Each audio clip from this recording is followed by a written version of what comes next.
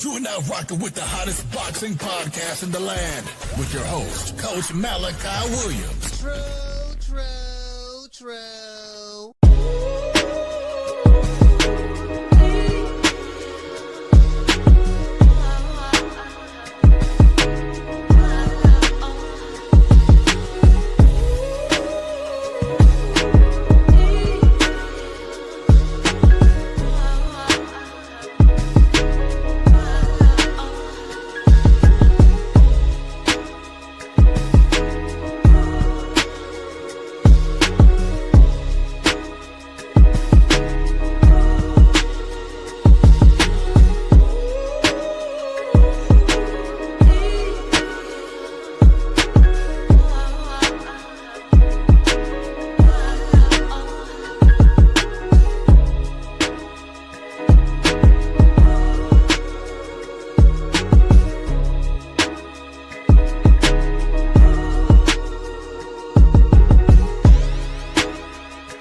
For the thousands in attendance and the millions watching around the world, ladies and gentlemen, let's get ready to rumble!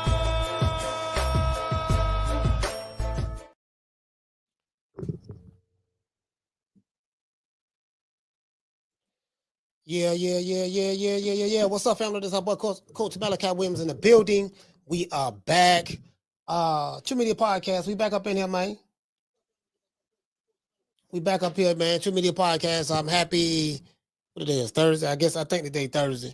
Happy Thursday, man. Salute to everybody, man. Boy, I try to tell you, boy. Today gonna be a good show, of course. You know how we do it. We throw fastballs over here, so it really ain't no. You get what I'm saying? It really ain't no cutting no corners over here with us. We pretty much get straight to the point. And we pretty much get straight to the point over here, leave it right there, and move on to the next one. You know what I mean? That's what we do. Shout out to everybody in the chat, man. Y'all know what it is. This is our boy, Coach Malachi. Y'all share this live show. Let everybody know that the old boy is on. You know what I mean? That's what my son called me. He's the old boy. He said, yeah, that's my old boy. That's where I got that shit from. My son Jabril, he be like, yeah, man, that's my old boy, man. That shit sound crazy to me, boy. Hey, I be having, I'm in the barber shop. I'm talking to my barber, right? He one of my best friends. I got a couple of dudes that they like my really, really, really good friends. Like, we've been knowing each other since like 13. And all of us are in our 50s now. So just imagine you being friends with someone for almost 40 years. And he was like, yeah, man, this dude, man, hey, I swear, hey, listen. Hey, shout out to my homeboy Ben, man. Ben, he is the owner of Foster's Barbershop, the sponsor of this show. Man, he is hilarious, bro. He hilarious, bro. Like, just when you talk to him, and he's a barber. So you know how you have some of them. I don't want to say animated barbers, but he kind of like, he's a great storyteller. He know how to paint really, really good pictures. He one of them barbers. Or he's an introvert, but at the same time, if he know you, man, it's a whole nother conversation, bro. This dude is hilarious, bro. Like I say, he keep me laughing. He be saying some real shit. Like today, we were talking about Floyd Mayweather. We were talking about Floyd Mayweather. We were talking about Shannon Sharpe, and but Floyd, we was talking about how the biggest people who cap the most are the millionaires, the rich people. Like, if you from the hood, if you from the inner city, there's always some dudes like, but I came up in the crack era, so back in my day, you had the big dope boys. Now, you really didn't know how much money a certain guy had. You may knew he got a lot of money, but a lot of them dudes, they made it seem like they had more than what they really had. You get what I'm saying? Yeah, dog, I'm trying to tell you, boy, nigga, I bought, like if you know somebody rich, like somebody that's rich, right? And you may see him in a Rolls Royce. Yeah, nigga, I got about five Rolls Royces. For real? Yeah, I got about five. Well, he got one. He probably do got five. someone like a Floyd Mayweather, he has a lot of material possessions. Of course, he has cars. Like, I don't understand why a person would buy 50 cars. Like, dude, you can't drive 50 cars. I mean, that's just something I don't see that I would ever do. I could probably see 3 maybe. And at this point, where I'm at in my life, I ain't buying no more goddamn cars. I'm just leasing. I say, shit, I'm just gonna lease from this point forward, because this point forward, I think that's more convenient for me, because I'll be looking to get rid of a damn car every 3-4 years any goddamn ways. All right, they got a new model. Okay, let's trade this one in. Let's go get another one. You get what I'm saying? So, that's where I'm at. That's where I'm at with it. But teach his own. But yeah, so I'm showing him. I said, yeah, man, nigga, Floyd done bought 62 apartment buildings. So he looked at me like, he turned his head to the side or cut his eye at me like, come on, man. I mean, you believe that? I'm laughing, right? Because he know I'm with the bullshit. I'm laughing, right? I said, man, nigga, Floyd say he made $300 million a month. He said, Herb, come on. Like, everybody in Tampa call me Herb. Y'all don't know Herb on chat. Y'all know Coach Malachi. He like, Herb, come on, man. Come on. Man, come on. Man, you believe that? Man, come on, man. Man, you know that man capping. You know that's cap. You know what I mean? $300 million a month? Come on, man. So he making more money than Jeff Bezos? He making more money than Jeff Bezos. Hey, so we sit there talking, right? Then I say, yeah, man, nigga, Floyd don't win in there, man. Floyd don't went to New York, man. Floyd don't bought another watch, man, for $1.8 million. I showed him the video, right? I showed him the video. He said, man, you know them diamonds ain't real. He said, you seen that video? You see that video that's going around on TikTok with the Chinese dude exposing the diamond industry? They got some shit over there. I forgot the name of the material, right? But they got some stuff, some jewels. It looked just like diamonds, bro. It looked just like diamonds. They shine, they sparkle, like you couldn't tell a VVS diamond from this stone right here. Like, that's how good they are. He said, man, come on, man. You know what they doing over there, man. They decorating that shit, putting that shit in there. Nigga don't pay $10,000 for a watch. He probably, the jeweler probably spent about anywhere from 10 to 15,000. Because the gold is real, but it spent about anywhere from 10 to 15,000 to make this custom made watch, and he's selling it to this fool for 1.8. Hey, he said, hey, shout out there to Elliot, what you say? It's called Moissanite. What's it called? Moissanite. Yeah, Moissanite, right? Hey, he said, man, look, and then guess what? His cousin. Guess what? Guess who owned the diamond tester machine? His cousin. So so this is what they do, right? Because we sit there talking. He said, man, I ain't think about that shit. He said, yeah, Floyd know that people know he got money, so it ain't nothing for him to lie and just cap to make it seem like he got more than what he really have. Niggas in the hood do that all the time. I told y'all when I was young, I used to flodge, like me and my homies, we used to flodge and shit. When I first started selling dope, hustling selling dope when I was like 13, 14, I'll go to school. I have about $500 in my pocket, but I got like $100, but I got like 101s in the middle, right? So I got like $400 in 20s, but I have another 100 in ones in the middle of that, right? And so when I'm talking to some females or whatever, we fronting, we pull out our night of money. I say, God damn, dog. Well, hold on. We at McDonald's, because McDonald's used to be the spot back then. We in the mall or whatever the case may be. Your girl wants something to eat. Yeah, you want something to eat? Okay, no, anyway. Hey, get whatever you want. How much that cost? Oh, that's on $15? Oh, don't worry about it. I reach out my money, pull out a knot, and she be looking like, damn, she see the knot, right? Fretting. She thinking this stacks. How much that is? Oh, this about $3-4 grand. That's all. About $4,000. And that's a lot for somebody that's 14, 15 years old. You get what I'm saying? $4,000. Yeah, about $4. It ain't. Hey, here you go. You know what I mean? Pull a 20 off, pull it in there, put it back in the pocket. You get what I'm saying? But hey, we fly just like a mug. True. Hey, cut creator say, he say big faces on the outside. Facts. Hey, cut creator, we got the big faces on the outside just flossing. You think because the dude, he got a Chevy, man, he got that box Chevy, dog. Man, he got that dunk. He got that Chevy with them 30s and bowls on it, dog. He got them 30s and bowls, them gangster white walls right now, man. That nigga bought, man, you see how he with it, you know what I mean? But, but he living with his baby mama. in a Section 8 apartment, but hood rich shit, right? So if people do that on a hood rich level, just imagine what the people who have money, what the celebrities are doing. The celebrities are doing the same thing on a grander scale. They're making it seem like, they could be living off their credit. We don't know it. They're struggling to make that mortgage payment. And again, we're assuming that, because we know he made this money. That don't mean he still got what they made. I'm talking about flogging like a motherfucker, right? Man, this nigga flogging. So he sitting there talking. He told me, he said, man, who would be the best? Who would be the biggest floggers on the planet than rich people? Especially in a certain culture, in the urban culture, how we do it. Like, we got to impress other motherfuckers. Floyd is still in that mindset to where he has to impress people. He has to impress people.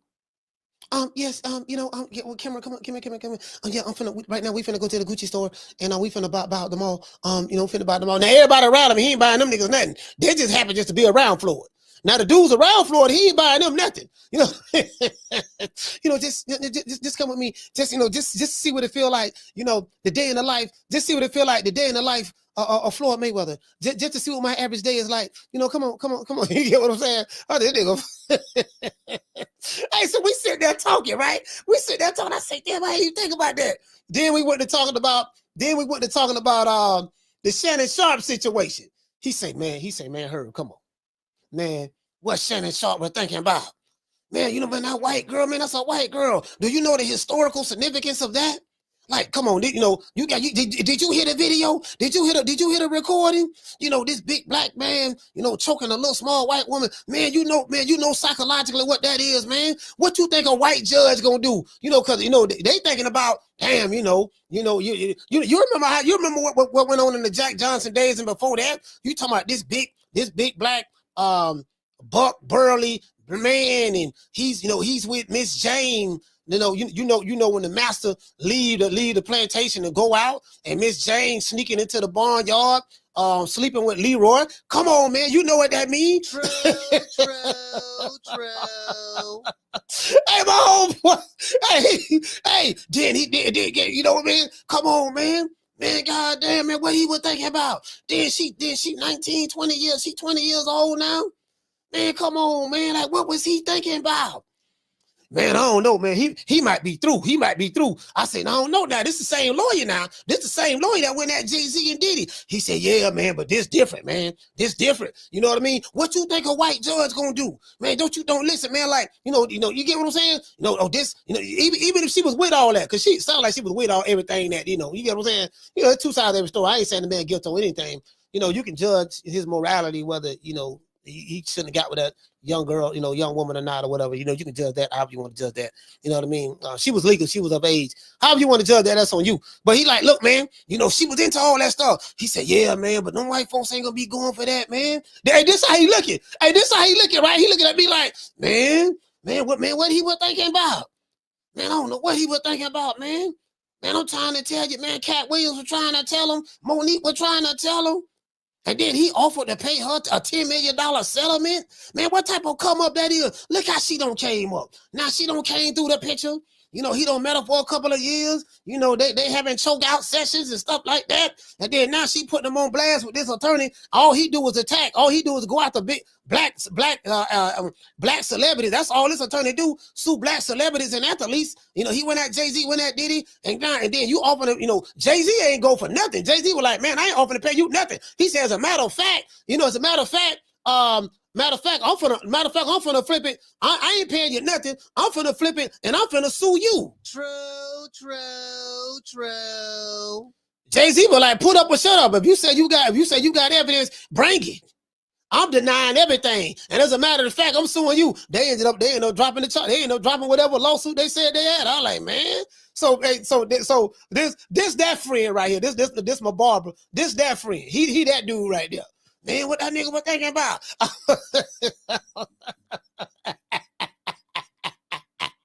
That nigga had me crying.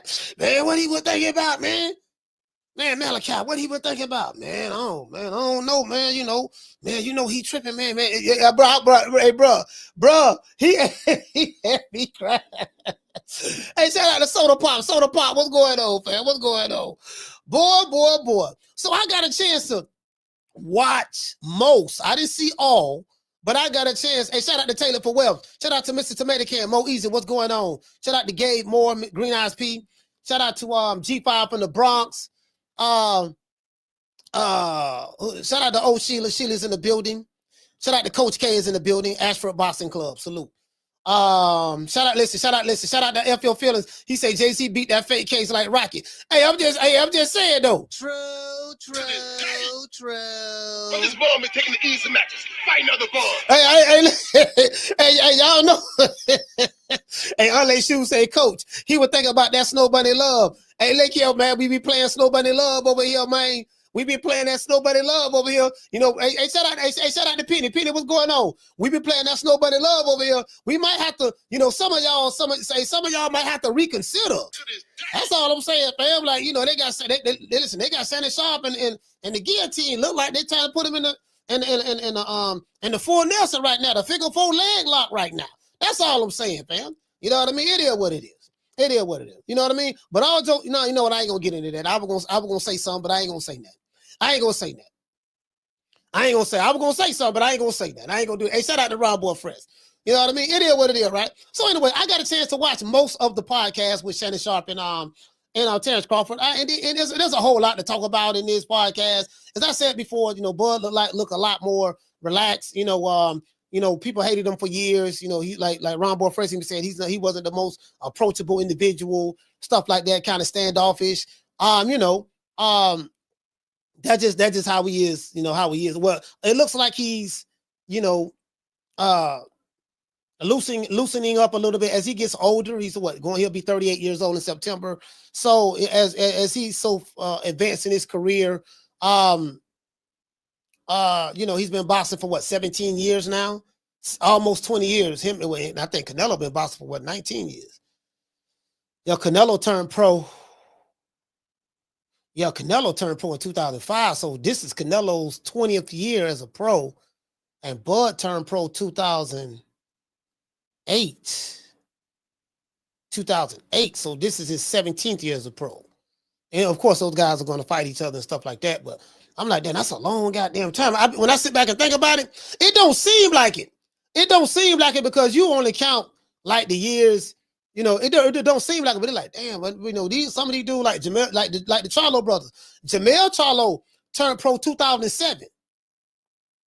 Jamel Charlo turned pro 2007. He hasn't retired yet. Jamal Charlo turned pro 2008. He's been boxing for 17 years. When you sit back and look, people like Demetrius Andrade and all that stuff there, these guys have been pros for a long time. They've been pros for a long time. You get what I'm saying? So, you know, it is what it is. Anyway, let's get into the show. Crawford breaks silence on bitter Spence, him and Spence fan divide to Shannon Sharpe. Y'all know, you know, when I came online, there was a divide. There was a divide when I came online in the boxing spaces. You know, I jumped right in it. You get what I'm saying? I got caught up in the divide. You know, there was a digital war online. You know, I had no idea of it. But now as time went on, as you guys know, I'm a lot more settled down now. I'm not the hothead that I used to be. I'm a lot nicer now. I'm drinking Sun-Kissed soda. I need to drink this poison right here because before they take this before they stop allowing these companies to put these poisons inside of these drinks with this artificial flavors and coloring, that shit poison as hell. That shit fuck you up, get you all kind of cancers, all kind of shit over the years. But anyway, that's neither here nor there. But yeah, man. So I sat back and I'm thinking about it, you know, and I know how it is. I say, I'm sitting back listening to it. I remember when I first jumped in the game, and this back in my death threat days. I used to get death threats. Listen, let me tell you something. You know what I knew was serious? There was only two fighters that I have ever received threats about of physical violence. And that's Deontay Wilder fans and Errol Spence fans. True. Bruh, I have never I have never been threatened. Listen, I haven't been threatened by Lamont Roach fans. I haven't been threatened by Devin Haney fans. I haven't been threatened by Shakur Stevenson fans. I haven't been threatened by Abdullah Mason fans. Now I do know Brian Norman Sr. got threatened by Boots Ennis fans. I heard Boots Ennis fans, I heard they threatened him too. Since I've been on social media, since I've been on YouTube, more so than anything, the only fan base that has ever threatened me have been Spence and Deontay Wilder fans. To this day. The only ones. Like them, bro, them the only two. My 4 years of doing this, them the only two. I don't know what it is about those two fan bases. The commonality is, outside of the obvious, both of them being black men, the commonality is there was two PBC fighters. Now, I've pissed off Canelo Alvarez fans. A lot of them unsubscribed from my channel. I pissed off Tyson Fury fans. I got rid of 99% of them. I've pissed off Jamal Charlo. I ain't had nobody threaten me over Jamal Charlo because I was mad at Jamal Charlo. I'm like, this nigga holding the belt for 25 years. He ain't fighting nobody. You know, so that right there. Tank Davis fans, y'all know Tank Davis fans can't stand my guts. However, not all of them, most of them, but however, they never even threatened me. Listen, if there was anybody I thought I'd have been threatened by, was definitely Tank Davis fans. Tank Davis fans, you know, they haven't threatened me. They might have called me some names, but they ain't threatened me. Let's see, Gerard Boots Ennis fans. I ain't had no Philly niggas threaten me yet. Not yet. I ain't had no Philly niggas threaten me yet. Not yet. You know what I mean? You know what I mean? I ain't not be honest with you. The only fans I've ever received threats from, phone calls. There's only two fighters. One fighter, Arum Spence. I named his fan base, not his fan base, but the male groupie element, because every fighter has a male groupie element. Not every, but the popular fighters, they have a fan base, a fan element, then they have a male groupie element. I don't even call them fanboys. This is past fanboy. This is male groupie. Deontay Wilder male groupies threaten me. I to the point to where I've even had Joey Scott, Deontay Wilder's strength and conditioning coach, reach out to me via Instagram, gave me his phone number, and we ended up talking, and he was telling me, yeah, dog, as a matter of fact, while I'm thinking about it, let me pull this video up so I can let you guys know this was the one that made them want to come after me. Like, they were like, yeah, man. Yeah, we see that nigga, dog. I swear to God, dog. We gonna put hands and foots on this nigga. I don't know what he think about. Talk about I king like that. To this day. Yeah, my nigga, I don't even like that. I don't even like that shit, dog. That nigga, you know what I mean? No, he gonna have to squabble up. He gonna have to tell him he gonna have to squabble up in a minute. He can't be talking about. And I'm like, damn, dude, like for real? Nigga called me. He said, yeah, man, they were talking about doing such and such to you. I said, when they gonna do it? When they gonna do it? When? Nigga, I was like, no, bro, this is a true story. This is what I told George Scott. I said, when they planning on doing that? What, they talking about coming here? Oh, okay. I say, dog, man. I said, my nigga, I ain't by myself, man. You know, it's a bunch of us, right?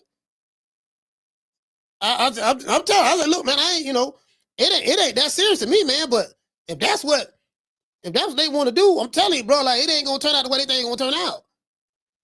I'm just letting them know, you know what I mean? So, yeah, but he hit me up, we spoke, he called me King and all. Yeah, King. Matter of fact, let's see. This is the video right here.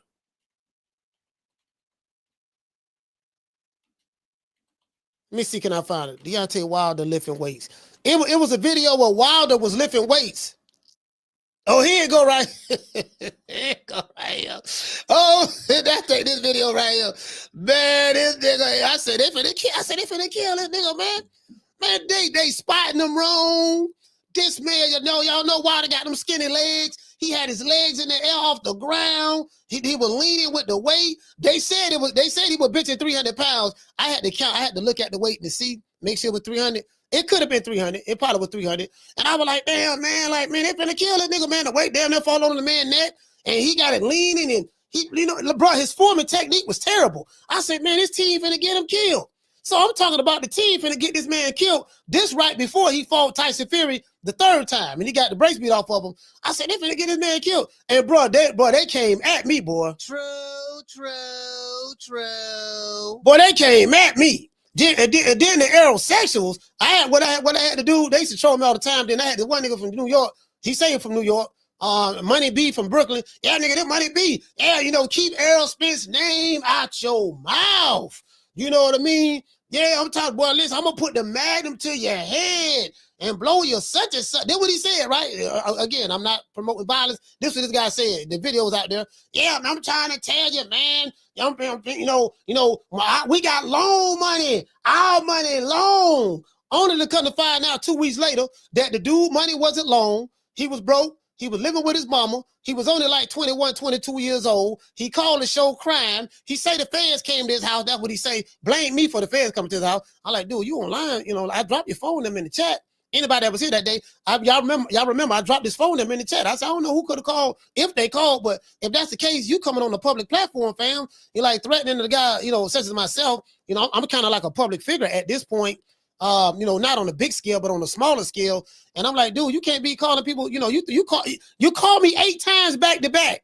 The man called me 8 times back to back. If you was here that day, he called 8 times back to back. Just kept calling. You get what I'm saying? Those was the only 2 fan bases that did that. True. I said, man, these niggas crazy. I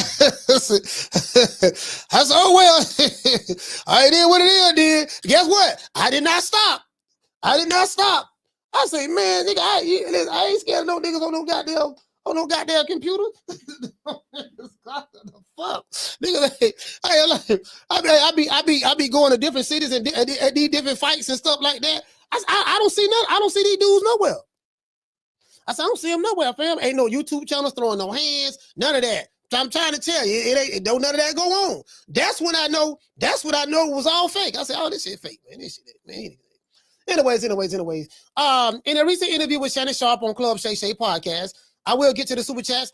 Terence Crawford opened up about many aspects of his personal life, including family and friends. Over the years, Crawford has been one of the most hated black fighters that I've seen in a long time. To a degree, Marvin Hagler, Bernard Hopkins, James Toney, and even Roy Jones were disliked by the mainstream media. But they were loved by the black community. Things have changed in social media, era, over the years once social media became popular. Crawford has been getting a lot more love since opening up to different media outlets for interviews. Since he started opening up to different media outlets, kind of like the bigger platforms for interviews, he's been receiving a lot more love, especially from the mainstream media. Now, the boxing media probably still hate him, you know what I mean? But what I love about podcasts now, boxing is such a small sport that,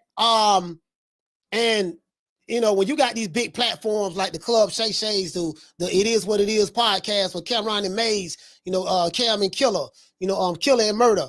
And we have, $1 Million Worth of Game and stuff like that. It's kind of like they cover sports. So they just not boxing. They cover everything, right? It's opened up a lane from them, and they have way bigger platforms than these boxing channels. These boxing channels, we still like the Chitlin circuit.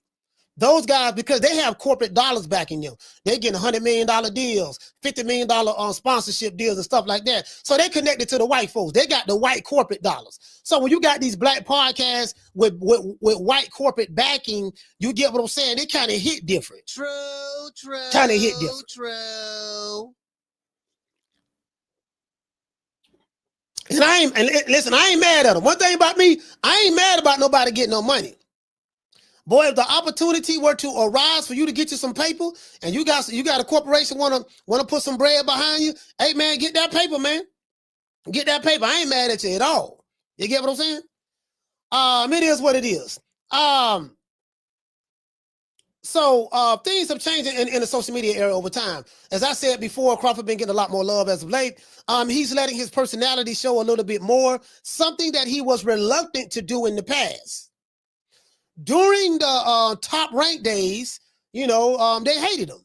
They called him names like Top Rank Toby, said he was a slave. They said, they said Bob Arum was his master, all that stuff there, right? Yeah, and I'm talking about like kind of like most of the pro PBC guys, right? And those were black YouTube channels. Fred Barbershop Conversation was the one that started that to a degree. Matter of fact, he was the one that started that. He was like, yeah, man, Crawford don't do no interviews with black channels. That's when he was with the LDBC. Then I think once they kicked him to the curb, I think once Al Heyman, once the PBC took his press credentials, Fred got mad and he's been on a tear against them ever since. You know what I mean? So now I think he listens to a lot of Antoine Daniels and stuff like that, and he's using a lot of Antoine Daniels talking points and stuff like that. But you know what it is. But Bud is letting his personality, show a little bit. As I said before, during the Top Rank days, they hated him. Bob Arum would speak good about Terence Crawford 1 minute, and then he'll shit on him in the next minute. He'll talk good about him 1 minute, then he'll shit on him. That's what Bob has a history of doing that. So it kind of made Bud look bad, like, damn, your own promoter talking about you, dog. Man, your own promoter, you got a white promoter talking about you, dog, and you over there re-signed with him. You supposed to came to the PBC. And that's why I showed y'all how the PBC fighters were living around that time. You remember that video I showed y'all? Where it got Jamal Charlo, Tank Davis, Robert Easter, Errol Spence, Adrian Broner, Gerald Miller, Gerald Miller, heavyweight, and Jamal Charlo would talk about something, please. He was doing that there, and everybody was drunk. And Tank was like, I hate me. And Tank mouth was looking all crooked. We I hate me fighters. We I hate me. And Robert Easter was like, and we got a check. And AB was in the background saying, oh God. Oh God. True. Oh God. Hey, it was like a club over there at that time. I told y'all, like, PBC around that time, when they took all of the Golden Boy fight, because all of them were Golden Boy fighters at one point in time. But it was like, they were like Death Row. It was like Death Row. We signed the Suge Knight. Nigga, we got Pac. We got Snoop Dogg. We got the Dog Pound. We got the Lady of Rage. We got that nigga Daz, Corrupt. We got RBX. We got everybody over here. And you the only one over there signed to Def Jam. You over there with Def Jam. You over there with doggone Interscope with Jimmy Iovine. We over here on Death Row. True. Hey, shout out to Body King. Hey, Body King, what you say? He said, we the goons. That's how it, hey, Body King, that's how it was, though. You get what I'm saying? So we had that element going on, right? Big platforms like Club Shay Shay, $1 million worth of game, all the Smoke podcasts, and others show Crawford mad love in this new podcast era. This new podcast era has replaced boxing. Boxing content creators have been replaced. Cigar Talk, Nigel Cigar Talk, he's more, I don't really consider him a boxing podcast. I consider him more in the veins of a Club Shay Shay, more in the veins of his brand is different. Like I like Nigel Cigar Talk. I like his brand is different. It's not this typical, this just a boxing, even though he cover boxing, but his brand is not that. It's more I interview celebrities. You get what I'm saying? More so than that. You get what I'm saying? And yeah, you get what I'm saying? So I kind of think, and I see the shift going away from that. Like I think a lot of the boxing YouTube channels,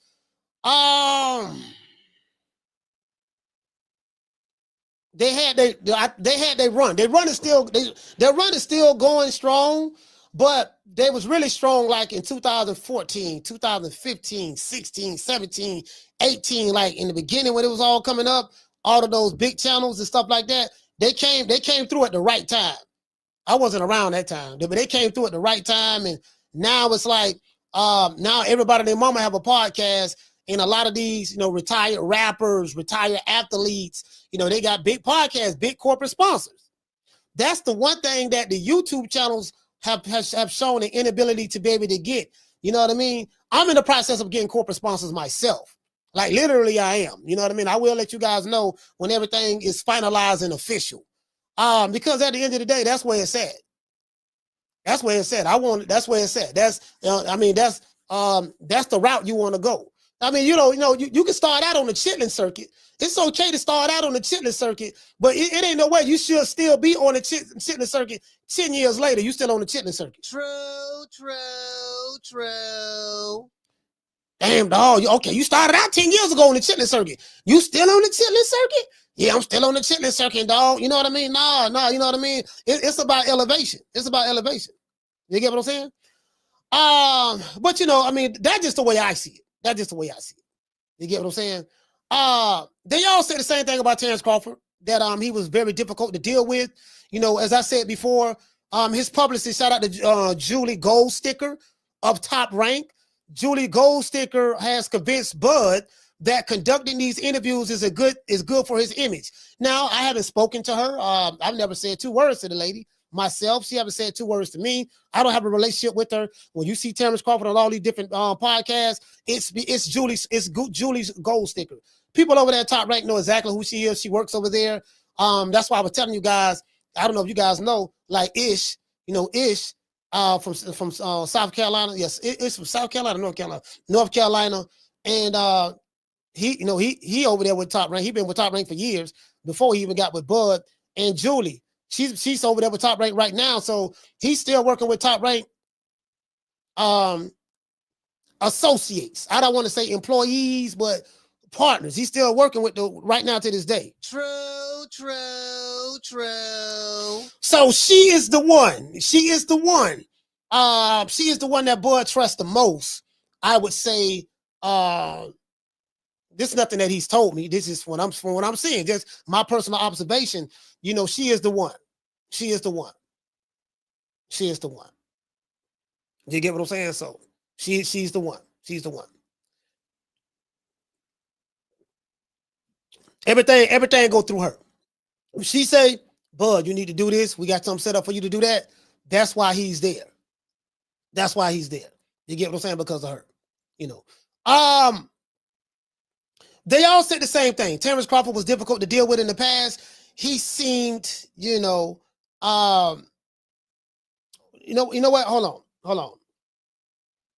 I've spoken to managers, employees at Top Rank and other outlets, and mainstream media reporters in the past. Spoken to them. I'm not going to say any names, but they all said the same thing. Terence Crawford was difficult to deal with. He seemed to have an attitude all the time.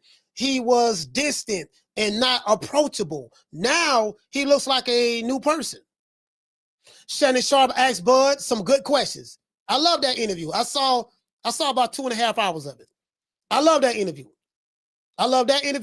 Crawford, and I love the one that him and Andre Ward did. Like, bam, they killed it. Andre Ward is a great interviewer as well.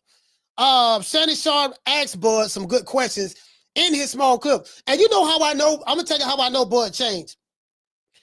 I've seen him do interviews with reporters that shitted on him in the past.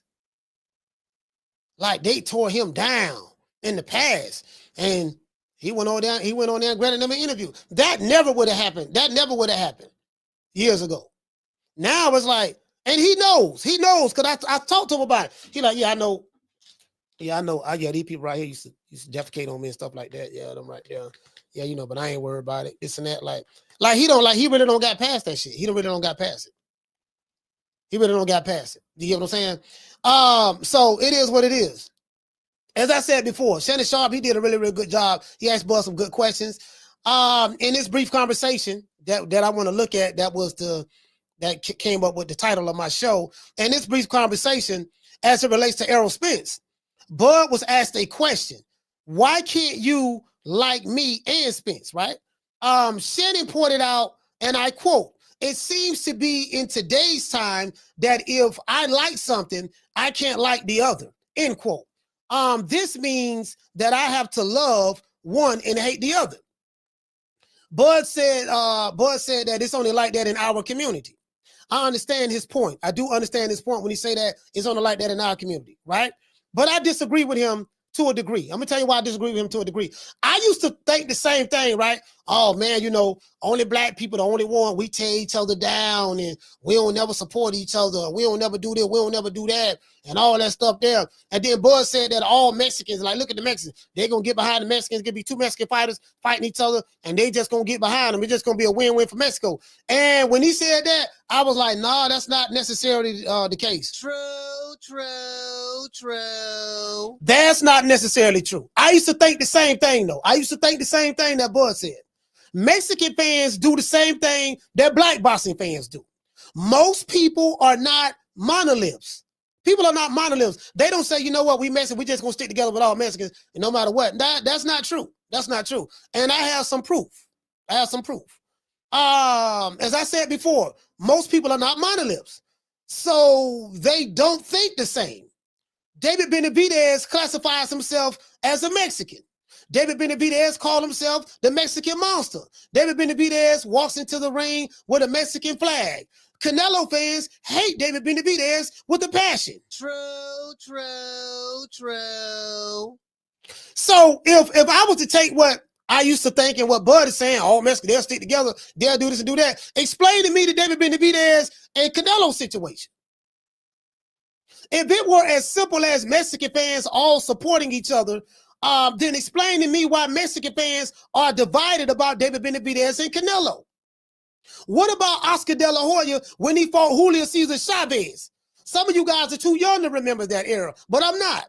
For example, there's a video called "What Do Mexicans Really Think About Mexican Americans?" And it's by a woman by the name of Karencita, right?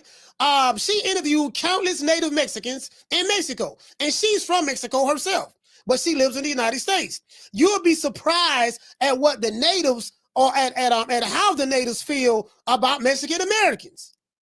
Oscar De La Hoya, I found a video of Oscar De La Hoya. Oscar De La Hoya spoke about how he was rejected by the Mexican boxing fans because he wasn't considered Mexican. He was considered a gringo, which is a watered down Mexican. You're a gringo. That's how they looked at Oscar. I'm telling you, they looked at Oscar like that. From Bud's perspective, all Mexicans in boxing support each other. That might be true to a degree. To a degree, that might be true. Of course, if a Mexican is fighting a black guy, all the Mexicans gonna get behind the Mexican. There's nothing wrong with that. People are tribalistic by nature. We all practice tribalism. We are all tribalists. So that's what people are going to do. Ain't nothing racist about it. National pride, nothing wrong with that. If you going, if a black fighter fight the Mexican and you black and you say, I'm gonna support him because he's black, okay, so be it. The Mexicans gonna do the same goddamn thing. The white boxing fans gonna do the same goddamn thing. You get what I'm saying? That's just reality of the situation. For me personally, I don't see nothing wrong with it. I don't see nothing wrong with it myself. That's just the way the ball bounces, right? As I said before, this might be true to a degree, but it's not always true. Let's listen to part of the interview to hear Bud's point of view. Please let me know what you think. Become a sponsor of the show. Become a member of True Media Podcast by signing up to become a member. The link is in the description, I think, somewhere below, whatever the case may be. Today's show has been sponsored by Foster's Barbershop. If you are in the city of Tampa, you can go to 1923 West Main Street, West Tampa, Florida, 33607. This is a luxury barbershop, has a tiki bar in the back. Someone serving you drinks. You can go back there and smoke, whatever the case may be. You ain't gonna have 1,000 people in line, but you have to book an appointment. Go to your phone, your Android or your iPhone, download the app Booksy. That's BOOKSY. Download the app Booksy to book an appointment. Let them know that the old boy sent you. Let them know that Coach Malachi, the old boy, sent you. And you'll get a 10% discount. The address is below. Right here below, that's the address. Foster's Barbershop, 1923 West Main Street, West Tampa, Florida. The same street that I grew up on. As you guys know, I represent West Tampa very well. I'm very proud of my city. I am. The good, the bad, and the ugly. That's the reality of the situation. Let's give everybody a round of applause.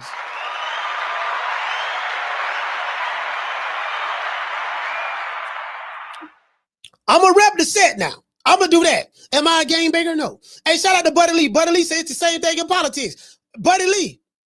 Lord have mercy. Where Buddy Lee at? Where Buddy Lee at?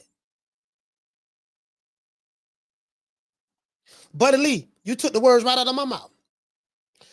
If all people stuck together, explain to me why we have white liberals, white progressives in America attacking white conservatives. You got motherfuckers want to kill Donald Trump right now, and they're white.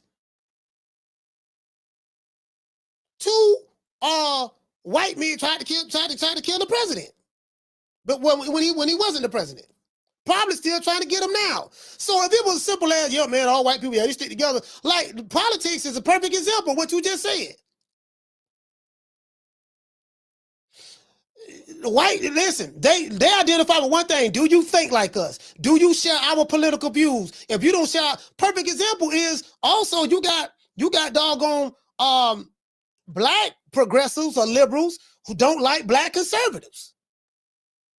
They doing the same thing that they learned from the white progressives, white progressive liberals, and the conservative liberals. I mean conservatives. Perfect example.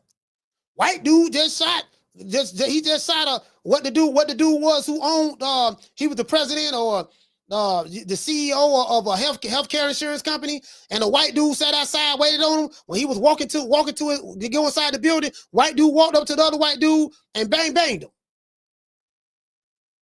So that ain't true. True. That ain't always true. That's all I'm trying to say. Shout out to Marty King Boxing. Dropping that quarter of a dub. He say everybody can critique a boxer. You don't get to be oppressed out here. Yeah, I mean, it is what it is. It is what it is. That's all I'm saying, fam. But I get it. I do get it. I get it. But anyway, before we get into the show, we got to say all praise due to the Most High, the Most Exalted, the greatest human being on the planet Earth. And I say that sarcastically. I got to say that for the Haymanites, Mr. Al Heyman. Well, I guess I got to be like everybody else and saying Al Heyman. I can quit my job now, baby. 6 figures, baby. You feel me? I'm about to But a name. Do you have a name? Oh, nah, I ain't got no name, Name them names, man. They know who they is. Name them names, please. The names need to be named. They know who they is. The Mexican monster. I ain't even lie to you, dog. Like, bro, I'm gonna be honest with y'all, fam. Like, I've been on one lately. I kind of feel like I've been in the zone lately, dog. I kind of like been in the zone lately. I don't know what it is. I feel like I got that glow right now. Late Shoes, what's up? I feel like I got that glow right now. I just been in the zone right now, dog. You get what I'm saying? Bro, like the chronic, like the endo, the bubonic that I have, it's kind of like I feel like I'm being in tune with nature right now. I feel like I'm talking to the ancestors. I feel like Bruce Leroy and Show Enough all wrapped up into one. To this day. That's what I feel like. You get what I'm saying? I feel like, you dig? The stickiest of the icky. Yeah. You want to smoke with the old boy Rick James? Yeah, you know what I mean? Like, hey, what I look like arguing with that nigga right now? Bruh. You dig? Come on now, dog. Come on, man. We did it first. And we motivate even the greats. We did it first, and we motivate even the greats. This is different. You understand? We have Jennifer Lopez, we got Maluma, we have J Balvin. Well, this is different. We got Jennifer Lopez, we got Maluma, we got J Balvin. You know what I mean? Bad Bunny, Doja Cat, Fat Joe the Terror Squad, baby. You get what I'm saying? That's what we got. Y'all like, man, they said it, listen, they fucked around. Teofimo thought he was gonna get that money from doggone, and he went acting crazy. They said the Lord gave you niggas money. Fucked around and let him touch it. He thought he was touching some M's. Then that shit fell through where he wouldn't get the M's anymore. And then this fight ended up going to a purse bid. And then, Triller ended up dropping it because they couldn't do nothing with it. And Eddie Hearn got it for the low. You get what I'm saying? He went right back down to reality. True. Yeah, he done went right back down to reality, dog. Went right back down to reality. It is what it is, man. If you sitting here watching the show, hate watching, don't want to hit the like button, Riley, get him. Look, fuck you. Fuck the plane you flew in on. Fuck them shoes. Fuck the socks with the bell on it. Fuck them cheap ass cigars. Fuck your yuck mouth teeth. Fuck your hairpiece. Fuck your chocolate. Fuck Guy Ritchie. Fuck Prince William. Fuck the Queen. This is America. My president is black and my Lambo is blue, nigga. Now get the fuck out my hotel room. And if I see you in the street, I'm slapping the shit out of you. Yeah, man, you know, we got sometimes you gotta get that glow. You got that glow. sometimes, listen, man, sometimes you gotta get the glow. If you ain't got the glow, you don't know what I'm talking about. I am sick of hearing these bullshit Superman stories about the Wassa legendary Bruce Leroy catching bullets with his teeth. Catches bullets with his teeth? Nigga, please. You know, I'm catching bullets with my teeth right now. Right now, I'm catching bullets with my teeth. You get what I'm saying? I just want to throw that out there. I'm catching bullets with my teeth right now.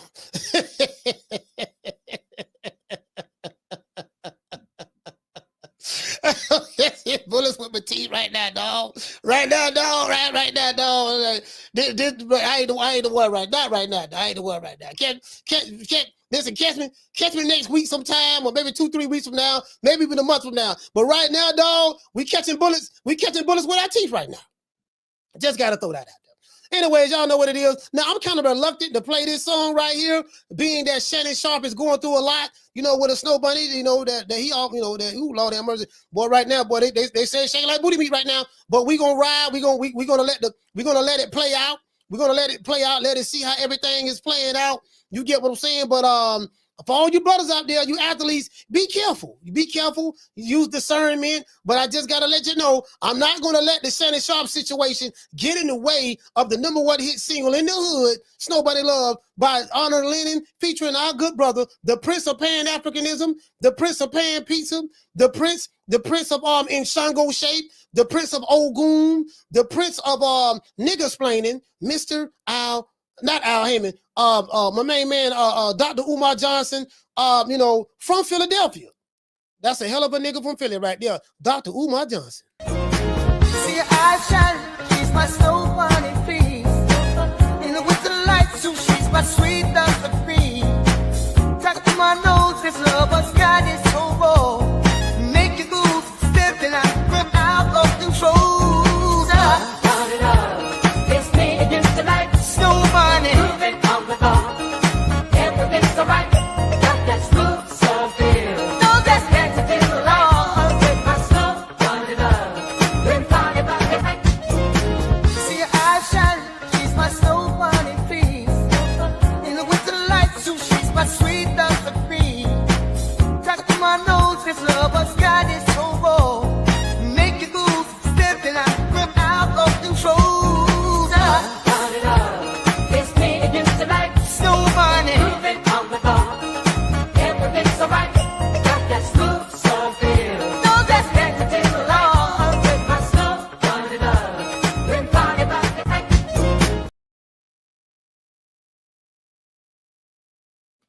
Boy, they say Shannon Sharpe. It's me against the night, Snow Bunny.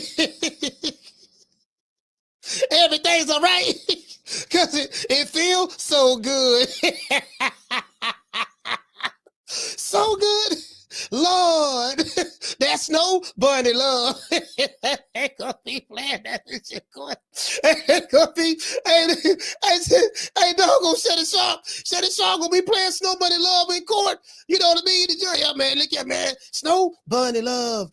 It's me against the night, Snow Bunny. That Snow Bunny trying to get 50 M's out of you now, boy. Boy, she trying to. Hey, boy, she trying to get them 50 M's right now, boy. She trying to get 50. Bro, she trying to get 50, bro. Man, God damn, my nigga. 50? 50. Bro, like, come on, fam. She trying to get the whole hog, dog. She trying to get 50, fam. Well, that's boy, I ain't gonna sit here and lie to you, boy. That's a lot of money. Hey, yeah. Oh, that look good.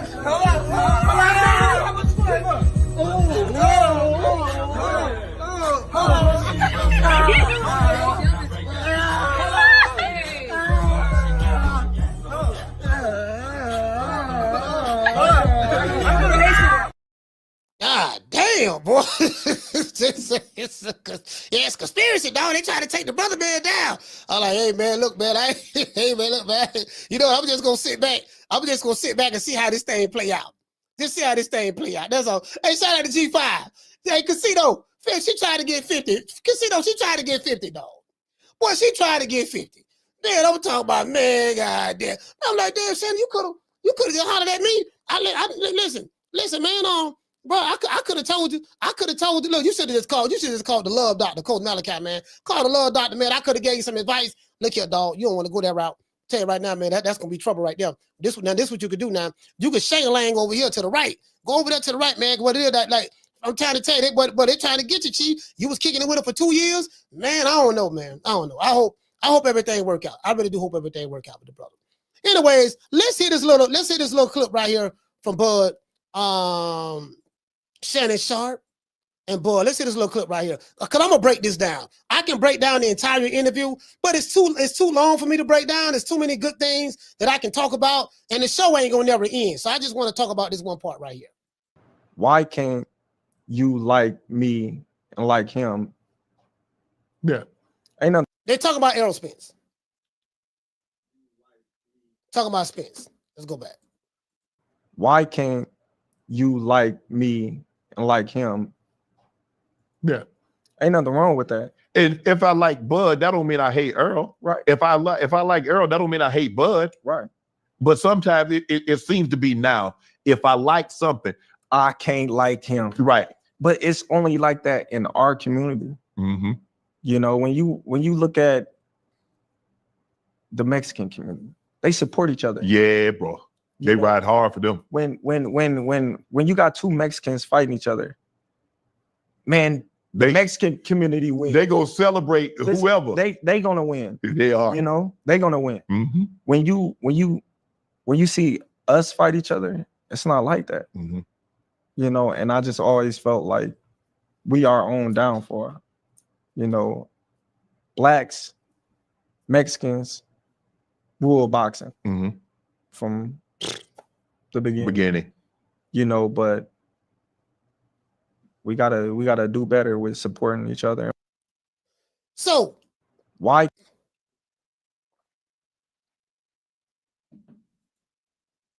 I remember when the Spence and Crawford fiasco was going on online, digital game banging. I was like, you know what, man? Like, it's two black fighters. Why we gotta choose one? I used to say that on this show all the time. Like, why we gotta choose one? Why I gotta be, I hate this nigga, and why I gotta call this dude all these disparaging names and stuff like that for another black fighter? You got two black fighters who gonna get the bag when they fight each other, this and that. It's a win-win situation. Online, I will say this, online, the Spence Crawford shit went a whole nother way. I told you guys, I only got threatened. I only physically gotten threatened, which motherfuckers ain't gonna do shit. But I'm saying about two fighters, two black fighters. On top of that, two black fighters, and online, bro. I sit back and think about it now. It's crazy. Digital shootouts, dudes having 11, 12-hour live shows. Like some of these YouTube channels, every video was these niggas was making. I remember I went to Fag 9 channel. We were doing the show over here. I went to his channel and I looked at all of the videos he made in a 30-day period. In a 30-day period, right? I did it live on this show. And he had like 50 videos he made within a 30-day period. Out of the 50, 45 of them or something of that sort, like 40 to 45 of them was different variations of I Hate Terence Crawford videos. True. So I told y'all, she go the same thing. So I told y'all the name of the game was, this is his subscribers are I Hate Terence Crawford subscriber base. So they know when we go over here, we're going to get our dopamine spike and get a reality of fuck this nigga. I hate this nigga. He a black. He crispy. He broke. He top rank Toby. This, that. You're going to get different variations of that. And people go there and get their fix, from their favorite YouTube channel who hates the fighter, who hates their fighter. And that's it. That's what it was about. It was about getting the money and stuff like that. So I get what he's saying on that aspect. I do get what he's saying on that aspect. And he's right. If two Mexican fighters fighting each other, I I don't think that there's too much of a internal Mexican on Mexican beef like that.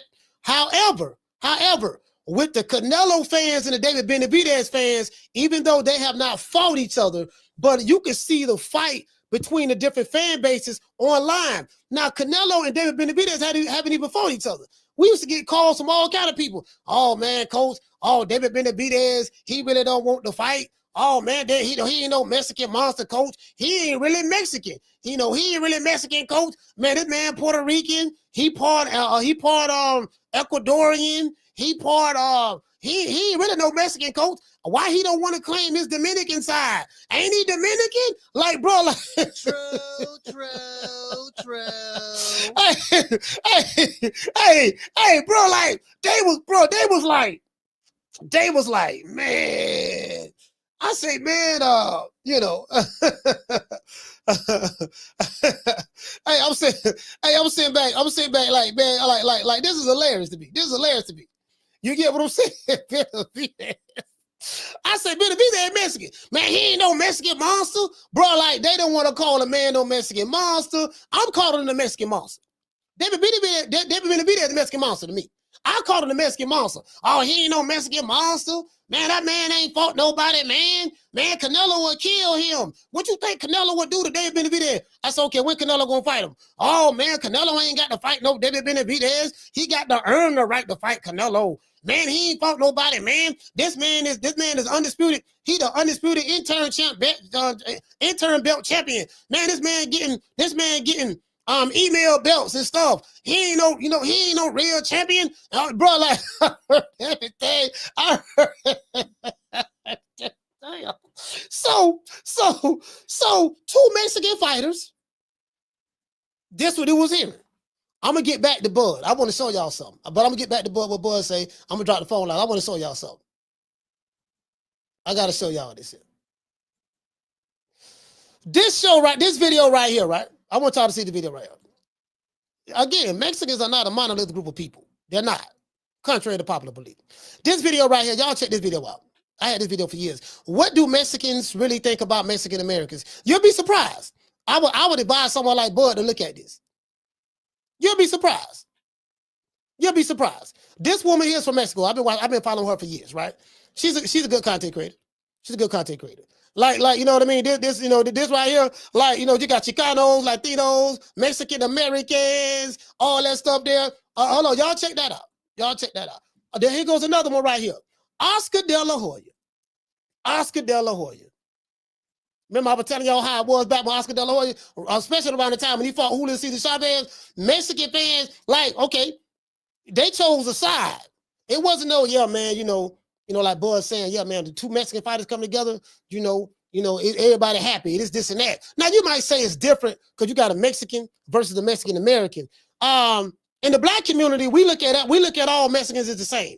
Whether you Mexican American or you Mexican, okay, you speak your colonized language because you got colonized by the Spaniards. Just want to throw that out there. You got colonized by the Spaniards, and so you speak the language of your colonizer. You know what I mean? You speak Spanish. Both of y'all look alike. Both of y'all speak the same thing. All y'all Mexicans. That's how black people is. Like in Tampa, right? We look at everybody from the islands is Jamaican. Oh, that's a dread. You could be from St. Kitts. You speak with an island accent, or you could be from Jamaica. We call all y'all Jamaicans. True. Yeah, man, that nigga dread, dog. He a dread, dog. Dread. Yeah, what's up, dread? Bro, I'm telling you, when I was growing up, anybody from the islands, because I could not decipher a Jamaican from someone that was from St. Kitts. I couldn't tell. Okay, nah, he from St. Kitts. He from Jamaica. I could not catch the different, like the dialects. All of it sound the same to me. All of it sound the same to me. I'm just telling you how we looked at things. You know what I mean? I'm just giving y'all a lot, kind of like how we looked at it from a cultural standpoint. All that shit was the same to me. Yeah, man, what's up, Dred? I know a dude, he was from Trinidad. Here from Trinidad, shout out to Ted. We call him Jamaican Ted. Ted was from Trinidad. We called him Jamaican Ted. The man did not have the man was from Trinidad, fam. The man was from Trinidad. Hey, me and Ted were locked up together, right? I say, Ted, man, where you from? He said, man, I'm from Trinidad. I said, you from Trinidad? I said, man, all these years, man, I've been calling you Jamaican, Ted. You trying to tell me you ain't Jamaican? This nigga went, hey, the nigga wasn't even Jamaican, dog. Hey, we just call him, we just call him Jamaican Ted, though. That's how we did it. That's how we did it. That's how we did it at Temple. Anyway, let's see what Oscar De La Hoya had to say.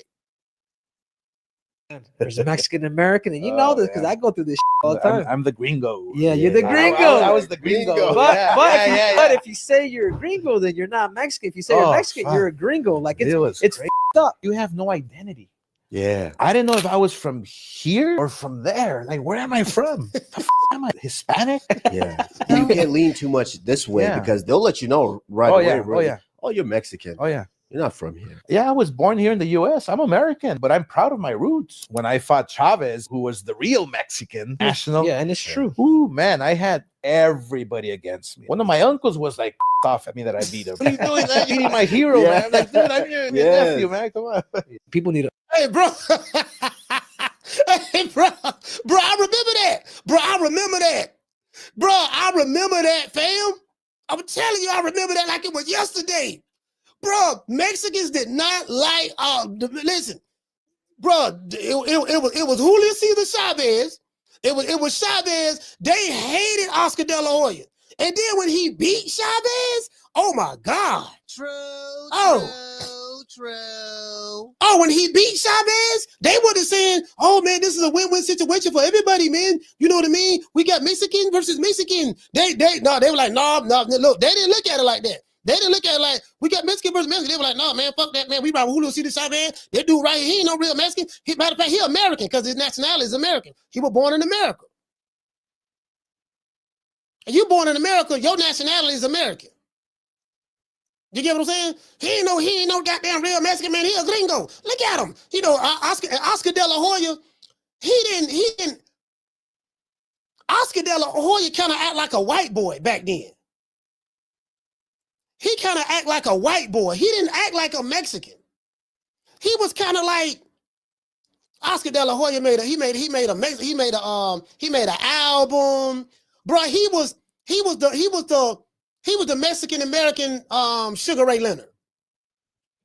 He was the Mexican American Sugar Ray Leonard. You get what I'm saying? Bro, they hated Oscar, bro. And there was no, like what Boy talking about, and Mexicans, they got two Mexicans fighting each other. It's a win-win for both of them. No, it's not. True. No, it's not.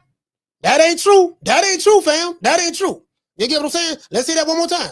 To understand, there's a Mexican American, and you know this because I go through this all the time. I'm the gringo. Yeah, you're the gringo. I was the gringo. But if you say you're a gringo, then you're not Mexican. If you say you're Mexican, you're a gringo. Like it's f***ed up. You have no identity. Yeah. I didn't know if I was from here or from there. Like, where am I from? The f- am I Hispanic? Yeah. You can't lean too much this way because they'll let you know right away. Really. Oh, you're Mexican. Oh, yeah. You're not from here. Yeah, I was born here in the U.S. I'm American, but I'm proud of my roots. When I fought Chavez, who was the real Mexican national. Yeah, and it's true. Ooh, man, I had everybody against me. One of my uncles was like off at me that I beat him. What are you doing, man? You need my hero, man. I'm like, dude, I'm your nephew, man. Come on. Hey, fucking shit. I remember that shit, boy. They like, hey, listen, I didn't like Oscar De La Hoya. Nigga had Pernell Whitaker got robbed. Nigga, I thought Ike Cortez beat Oscar De La Hoya. Then Pernell got robbed against Oscar De La Hoya. Bro, I hated Oscar De La Hoya for years. I was an Oscar De La Hoya hater. I ain't gonna even lie, dog. I just started liking Oscar about 5 years ago. You know, I finally let it go. I just started liking Oscar about 5 years ago, fam. Literally, all jokes aside. Like, I just started liking Oscar. You get what I'm saying? Like, for real, though. I ain't like that motherfucker at all. Nigga, fuck Oscar De La Hoya, man. Motherfucker, nigga, Pernell got robbed. Nigga, Pernell whooping him, dog. Every time I turn around, but you know, you can't beat Oscar De La Hoya in Vegas and all this shit there. And, you know, and another thing, you know, he ain't really all that anyways.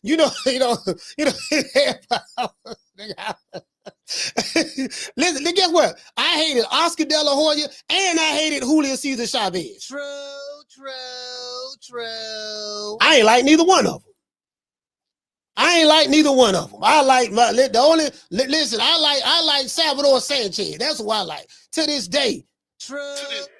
Salvador to this day. You know what I mean? Now I like Julio Chavez now, but back then I ain't like neither one of them. Literally, I'm just being honest with you. You get what I'm saying? So you know what I mean. You know, and I admit that. I damn sure admit it. I admit it. Anyway, let's go back to hear what Bud had to say again one more time. You guys let me know what y'all think about this. Like me and like him. Yeah. Ain't nothing wrong with that. And if I like Bud, that don't mean I hate Earl. Right. If I like Earl, that don't mean I hate Bud. Right. But sometimes it seems to be now. If I like something, I can't like him. Right. But it's only like that in our community. Mm-hmm. So I kind of debunked that. It's not just only like that in our community. I broke it down from a white standpoint. We see what's going on in politics. And another thing, let's go to another sport. Let's go to NBA. Let's go to NBA. Let's go to basketball. Let's go to basketball. Let's go to football. Bro, the tribalism is thick. The tribalism is thick. Like, okay, you got white ball players that play for Washington Redskins. I still call them Redskins. And you got white ball players that play for Dallas Cowboys. You got some white boxing fans white football fans who love the Cowboys. They gonna go to the Super Bowl every year, even though they don't. Whatever. You have some Hispanic, Mexican American, in Texas right now who are diehard Cowboy fans. You got some Mexican American fans who are Philly fans or Washington Redskin fans. Guess what? They don't like each other. True. See them at a game. Go to a football game where there's Washington. Where there's Dallas. It could be Dallas against the Giants. It could be Dallas against Washington. It could be Dallas against Philly. Guess what? They don't like each other. Let a Philly fan walk in the Dallas stadium with a Philly jersey on and he Mexican American, and let a doggone Mexican American Dallas Cowboy fan walk in the stands and they sit next to each other. Man, and guess what? And it's a close one. Or Cowboys blowing out Philly. Yeah, nigga, we stomping on y'all. I told y'all that old soft ass shit. Nigga, I told you, nigga, Dallas, we stomping on this Philly shit. We clip y'all wings and all that stuff there. Y'all flapping your wings and that old fluke ass Super Bowl you won. They don't listen. You ain't gonna see these Mexican fans, that Dallas fans and Philly fans hugging and kissing each other. Oh man, you're my Mexican brother. We're both together, baby. Your team win, my team win. No, they don't do that. They don't do that. Now in boxing, they probably might have would have done it with Canelo versus Jaime Munguia or something of that sort, because you got two natives, the natives of Mexico and stuff like that. But that's not always the case. That's all I'm saying. Like, you know what I mean? That's kind of like a blanket statement, and it's not true. Because I used to say the same thing. I'm like, man, everybody stick together but us. That ain't true at all. Mm-hmm.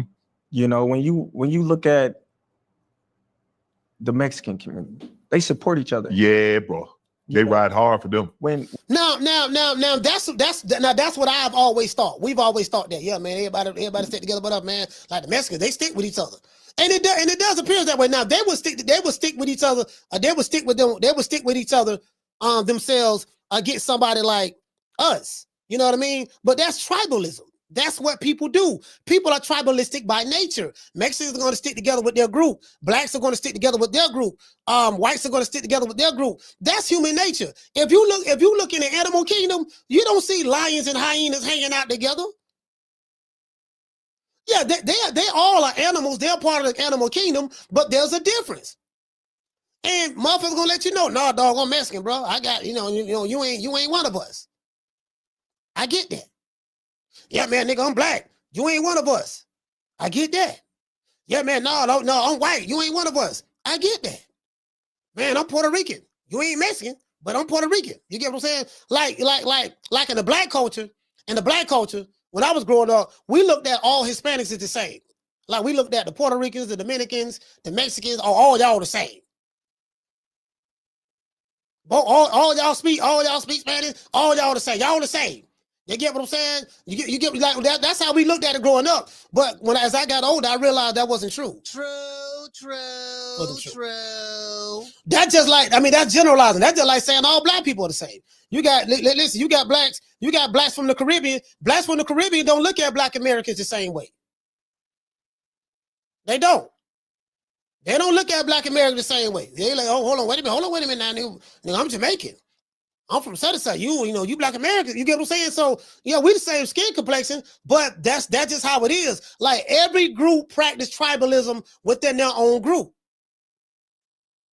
Let's continue. When you got two Mexicans fighting each other, man, the Mexican community wins. They go celebrate whoever. They gonna win. They are. You know, they gonna win. Mm-hmm. When you see us fight each other, it's not like that. Mm-hmm. You know, and I just always felt like we are our own downfall. You know. I get, but I do get where he's coming from, because in boxing, it had got so toxic, dog. Like I'm telling you, I'm finna show y'all this video that Joey Scott hit me up on. The shit funny as hell. Like in boxing, boxing, like you gonna pick a side. Like it's hard to like both guys. Like you got people who love Errol Spence because they just like Errol Spence because he's from Texas. And they looked at Terence Crawford as a threat to their fighter. So from an emotional standpoint, I had to learn these guys were so emotionally invested in Errol Spence that anything that was looked upon as a threat to their peace and sanity as it related to how I look at my fighter, they hated it. They didn't mind that, okay, well, you know, you get what I'm saying? So Bud was that guy that looked upon as a threat. That's why they hated him. They didn't hate Lamar Peterson. They didn't hate Mikey Garcia. They didn't hate Chris Algieri. You know, listen, check this out. Errol Spence fan, they didn't hate Chris Algieri. They didn't hate Lamont Peterson. They didn't hate Mikey Garcia. They didn't hate Ugas. They didn't hate Danny Garcia. They didn't hate Sean Porter. But they hated the shit out of Terence Crawford. To this day. They hated him with a passion, boy. Listen. Hey, check this out. Hey, bro, they hated him with a passion. Well, hold on, why y'all hate Sean Porter like that? Well, hold on, wait a minute now. Sean Porter different now. Hold on now, wait a minute now. What we got to do now? Hold on now, that's different now. That's different. They didn't hate none of that. Get on Fab say, boy, real off cold. What is the code?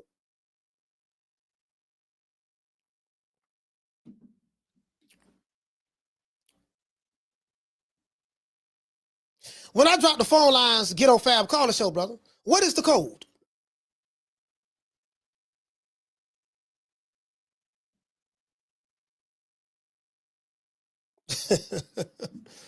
Please, I want that answer.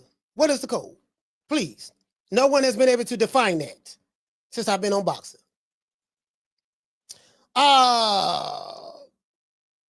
If you talk about RIP to Nelly Fuller Jr., I have his books right here.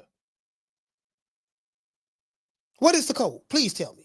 Shout out to Green Eyes P. Hey, okay. Dropping 2 pounds on your boy. She say this topic isn't Shannon and Freak Off Girl.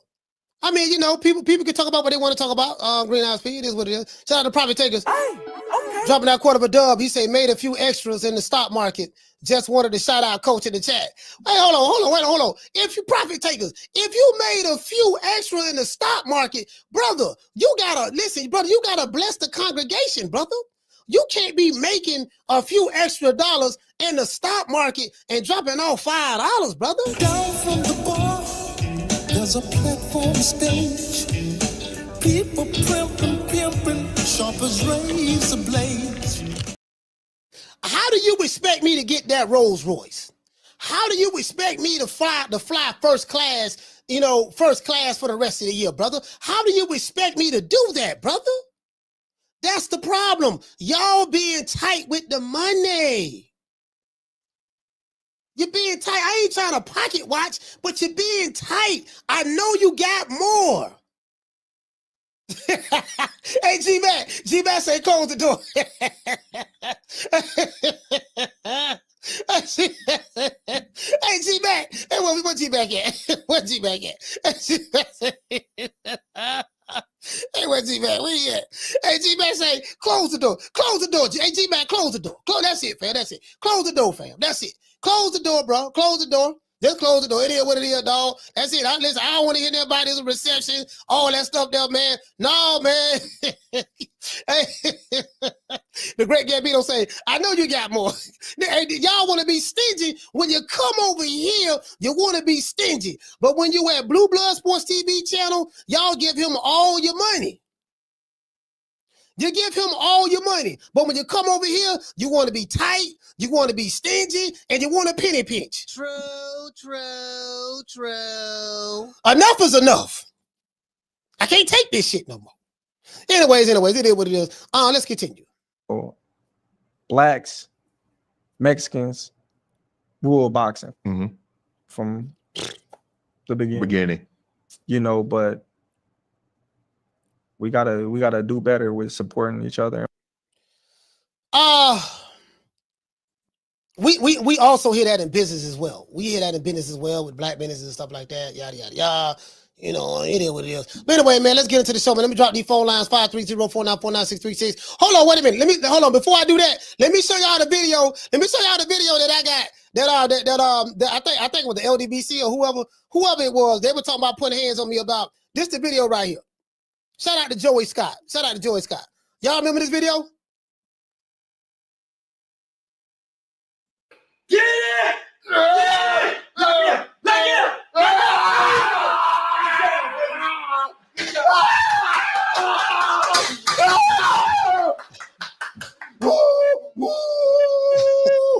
It'll be a train. You say a semi truck, I'm gonna run you over with a train, baby. Whoa. Hey, so when I saw that video, I said, man, these niggas finna get wild and killed, man. Got this man up on got them skinny ass leg lifting 300 pounds, got his leg in the air, it's leaning, one leaning, the other dude ain't spotting him right. You get what I'm saying? Like, there was a point to spot him, like when you got heavy weight like that, you gotta spot that dude. 300 pounds ain't a lot of weight. I mean, it's a lot, but I can push about 300 pounds right now, but 300 pounds really ain't a lot of weight. For someone that's I guess that's his size, Now Wilder he has long arms, so someone like myself with shorter arms, I can push probably a lot more heavier weight than someone that's Wilder's height because he got them long limbs. You get what I'm saying?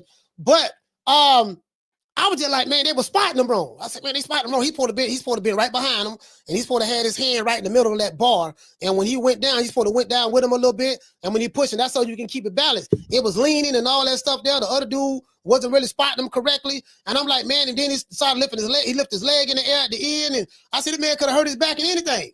So I did a whole show talking about that. Man, this thing I know. Yeah, dog. Yeah, man, look here, man. But listen, man, they were talking about put some hands on you, dog. Like, I'm trying to keep the peace right now because I don't want nothing to happen to you. I said, what's gonna happen to me? Who gonna do what? You know how niggas is. We're like, nigga, eyebrows went up. I'm like, who talking about doing what? What they at? What they talking about coming here? The temple? Nigga, please. True. Listen, I can promise you that ain't gonna happen. I can promise you that shit ain't gonna happen, bro. Tell them niggas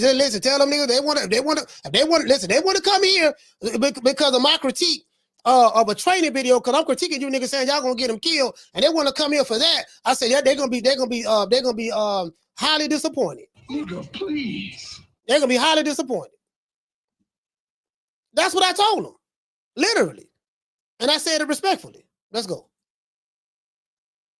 Wilder said he's going to run over Fury like a train. Come on, get it!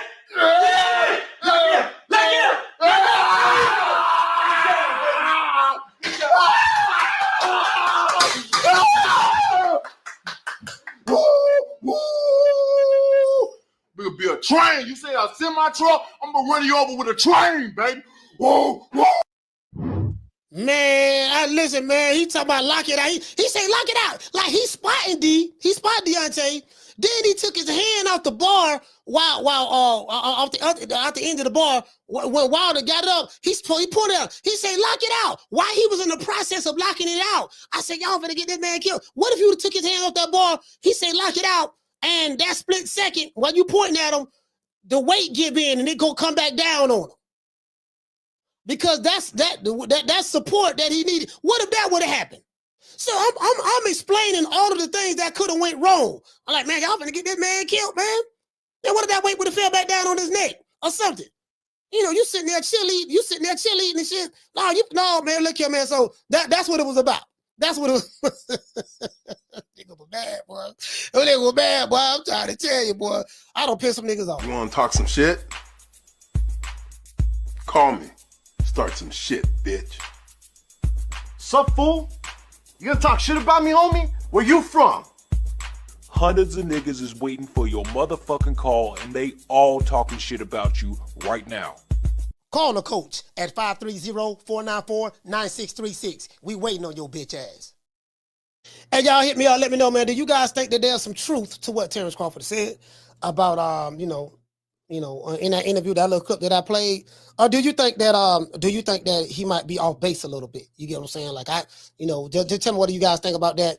Right now, I would say things have chilled out a lot in boxing. It's not as toxic as it was. If it is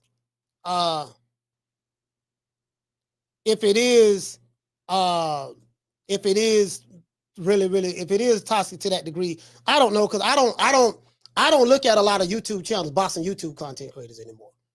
I don't look at them, so I really don't know what's going on too many people's channels, to be fair, unless somebody sends something to me. But I look at the boxing boys. I catch CJ every now and then, CJ Goodfella, stuff like that. But for the most part, I really don't look at a lot of boxing channels. So I really don't know. I watch more boxing. I watch more non-boxing content than boxing content now. You get what I'm saying? So it is what it is. Hey, shout out to Mick Major. He said, "You can't make this up, coach." Yeah, man. I'm pointing out. I'm pointing out the obvious. I'm like, man, if y'all finna get this nigga killed, man. This man finna get killed, man. Y'all can't be running around there, man. Hey, shout out to Supreme Tax. Supreme Tax, salute, fam. IG in the building, Instagram in the building. Big Herm in the building as well. Duncan Mike, salute. Shout out to Ty. Shout out to T-Win. T-Win, what's going on? Yeah, man, it is what it is. Yeah, you get what I'm saying? So I like the fact that the brother getting love now. He getting a whole lot of love. I like that, man, getting a whole lot of love now, man. It is what it is. I think he don't lighten up a little bit. Julie is doing a wonderful job. Again, I don't have a personal relationship with her at all. Been around them, but she's always there. So I don't have a personal relationship with her or anything like that. But she's doing a wonderful job, making sure that he's getting out there, talking to the major podcasts, the ones that have the big subscribers, the fan bases and stuff like that. I think it's a good thing. It's a good thing. It's a good thing. And I like the fact that he even went back to some of the podcasts, some of the reporters who shitted on him in the past, and he even went back and gave them some interviews too.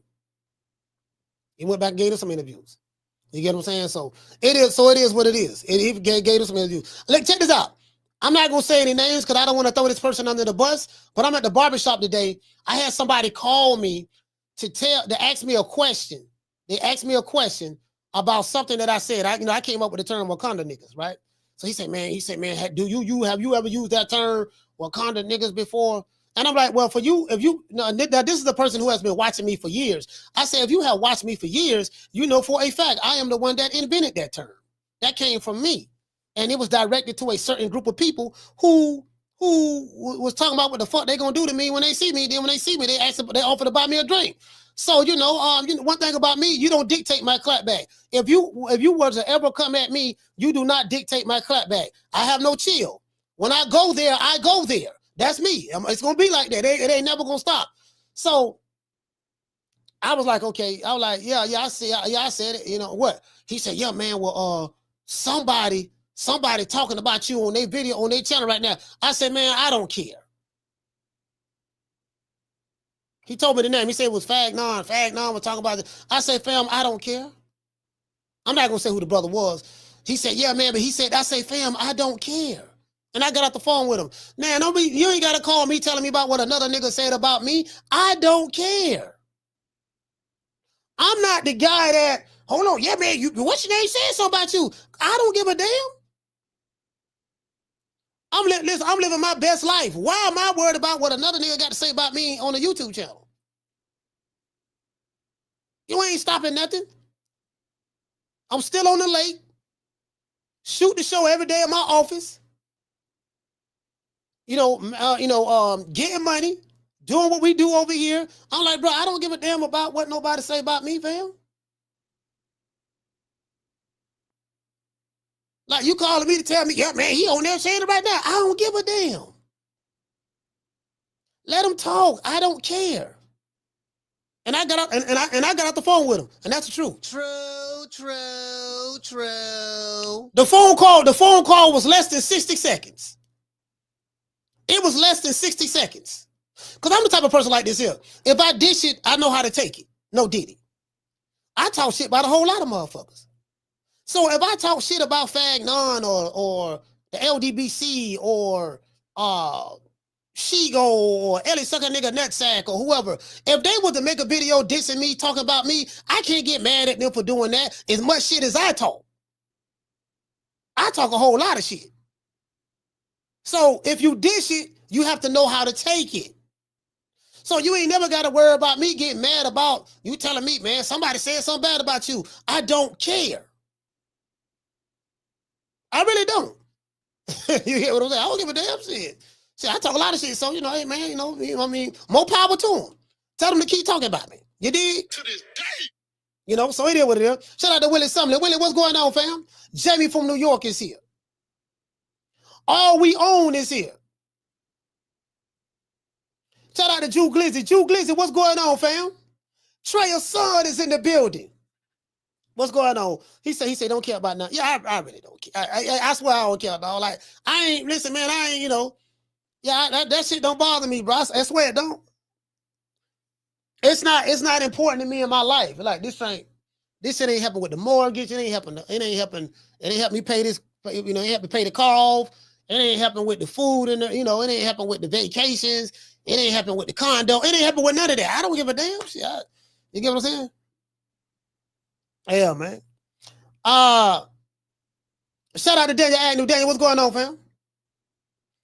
He said, well, if she go Fag Non, etc., talking shit about you, that means you did something right. Yeah.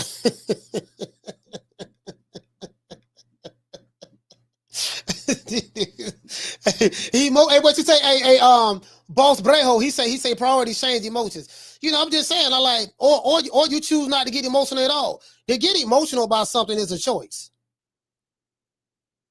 Hey, shout out to Darren. Darren, what's up? He said they'll never come to the city. No, sir, they won't. They won't. Shout out to my brother. I've been knowing this dude right here. This is my partner right here, man. This is my partner. I've been knowing this dude for over 30 years right here. This is my main man right here. I've been knowing this brother right here for over 30 years. No, you're right. They're not. They won't. They're not with that. They ain't gonna come. Now they gonna come. Just like it's just like this here, right? If I go to somebody's city, you have to act accordingly. That's how this works. Anywhere you go in life, you are going to have to act accordingly. You ain't going to DC. You ain't going to Baltimore. You're not going to LA. You're not going to Dallas. You're not going to Houston. You're not going to Atlanta, Philly, or anywhere not acting accordingly. A Philly nigga ain't going, like, I can't go to Philly and act any kind of way. Them Philly niggas going, if I get out of pocket, I'm going to get dealt with. But if a Philly nigga come down here and get out of pocket, he going to get dealt with. That's just how this works. So, at the end of the day, it's a respect thing. Anywhere you go, you have to show respect. Anywhere you go. As long as you show respect where you go at, you ain't gonna never have no problems. True. The YouTube shit don't mean nothing. The YouTube shit just don't mean shit. The YouTube shit just a bunch of niggas typing high behind avatars. That's all that is. The YouTube shit ain't nothing. You get what I'm saying? That ain't nothing. You know what I mean? That's anywhere you go at. You guess what? You can be Like what's two cities in? It don't matter. Like you could be in Russia somewhere, you could be in Mexico somewhere, and someone could be from Jalisco, and someone can be from doggone Tijuana. Guess what? Motherfuckers in Jalisco and Tijuana, they may move differently. Motherfuckers in Tijuana don't move the way people from Jalisco move, and vice versa. If you from Tijuana, now you got to act accordingly in your own city. That's why you got people getting effed up in their own city. You got to act accordingly in your own city. You see that in neighborhoods. Let's say you. I don't know the neighborhoods in Baltimore. But I do know some of the neighborhoods in LA. Like, you could be from South Central. Okay, well, South Central niggas move differently than Compton. Compton dudes move different than Watts, even though Watts is right there.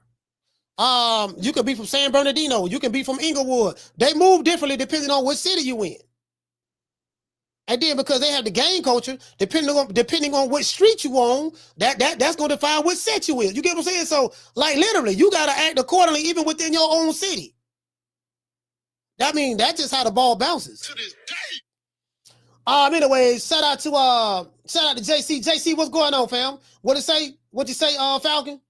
You say Falcon he had a local friend rapper from Pittsburgh, California that was killed, cut off his member, and stuffed it in the trash can. Lord have mercy. And that was personal. Shout out to Penny. Penny, what's going on? Hey, that was personal for real? Damn.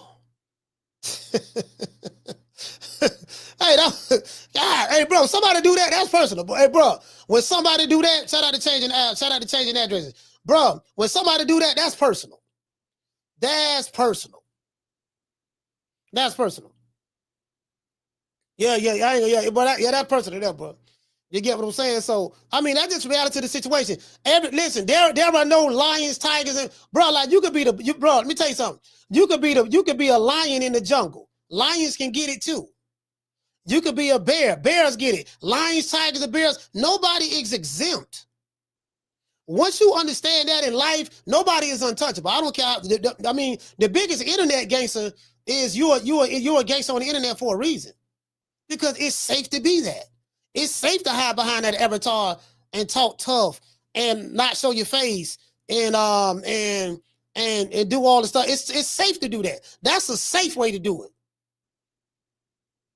You know what I mean? That it's safe to do that. But the reality is you're not going to do any of that. It is what it is. Because there's consequences. Everything in life there's consequences. Shout out to Trey Son. You know what I mean? So, you gotta, if you're a man, you gotta be a man in the way you go at. I'm gonna be a man in the way I go at it. And I always move on respect. So I never have any issues. Never. You know what I mean? And a lot of people won't have any issues as long as you know what I mean? As long as you don't get out of pocket. As long as you don't get out of pocket, that's cool.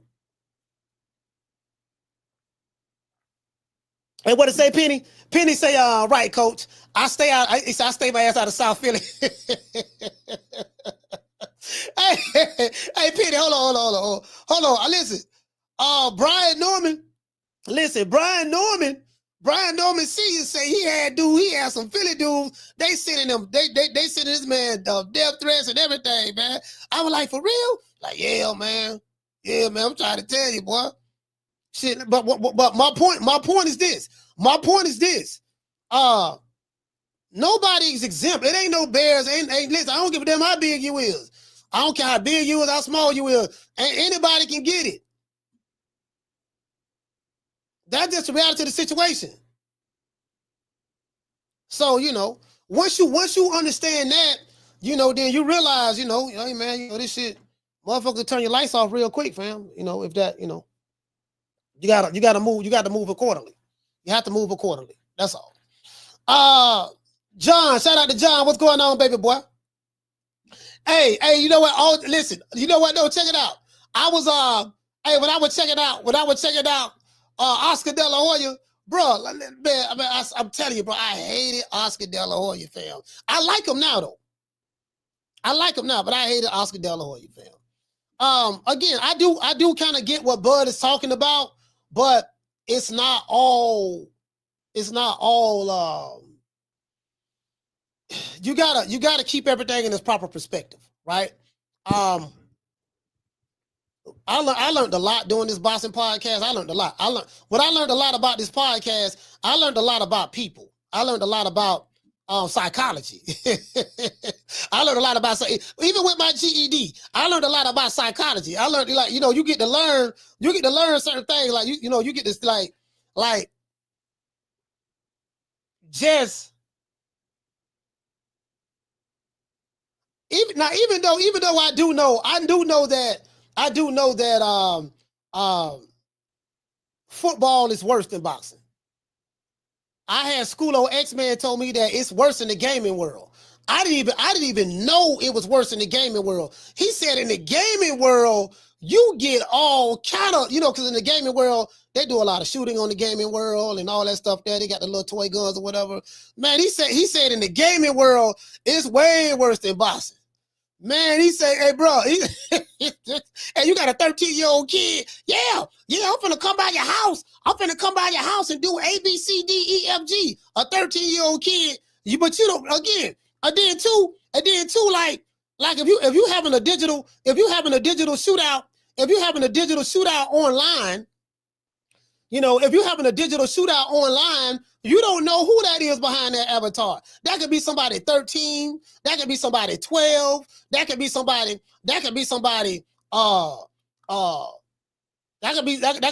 that's 30 years old. That could be somebody that's 40 years old. Cause we know Ace Money damn near 40, and we see what they're doing. Then you got Crack Paul. Crack Paul, he in his 50s.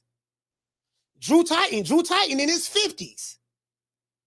7-8. I think them guys in their 50s now, early 50s or whatever the case may be, because they were born in the 70s, if I'm not mistaken. So, so it encompasses all different age groups. But the dudes that's hiding behind an avatar, like, man, you don't know who that could be, man. That could be.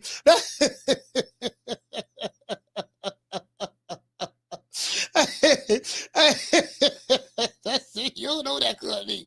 Yeah, nigga, tell that nigga Trey son. I said, yeah, tell him to drop the Addy. I'm coming over there right now. So Trey sitting there like, okay, drop the Addy. You coming over here right now? You coming over here to do what?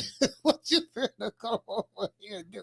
Hey, shout out to Corey. What you finna come over here and do? Yeah, man, no, nigga, I'm tired of telling. Nigga, I'm tired of this shit. I don't like what you say about Errol Spence. I don't like what you say about Errol. I don't like what you say about Wilder. I don't like what you say about Bud. I don't like what you say about Canelo. Nigga, I'm finna come over there right now. I said, okay, cool. So you coming over here right now? Yeah, I'm coming over there right now. Who you coming with? It's gonna be me. It's gonna be me, Jose, Chico, and Man. You, Jose, Chico, and Man. When y'all coming again? We coming first thing in the morning, nigga. We pulling up. Oh, you pulling up first thing in the morning? Yeah. So what time y'all gonna get here? We gonna get there about 10 o'clock. So you, Jose, Chico, and Man. Yeah, that's right. We coming up about 10 o'clock. I said, okay. So, let's say hypothetically, if I do drop the Addy, sir, what's gonna happen again? Yeah, we drop the Addy. This what we gonna do. So what I supposed to be doing? True. Like, have you figured that out yet? What I supposed to be doing? What you mean? What you supposed to be doing? We just gonna pull up, do what we came to do, and we going back home peacefully. To this day. Oh, okay. Nigga, please. Oh, okay. The fuck? That's wrong, that's wrong. He did nothing to you. Yeah, but goddamn, you's a bad motherfucker. But you is bad. You bad, huh? This nigga bad. Oh, goddamn, he got it. And you got it all figured out, huh? Yeah, nigga, I'm finna go. That's what I'm finna go do. You got it all figured out. All right, you got it all figured out. Anyway, only on social media. Shout out to Corey. Hey, shout out to Corey. Hey, shout out to Marky VL. Marky VL, what's going on? Motherfucker. Hey, Mason. Mason for Flint.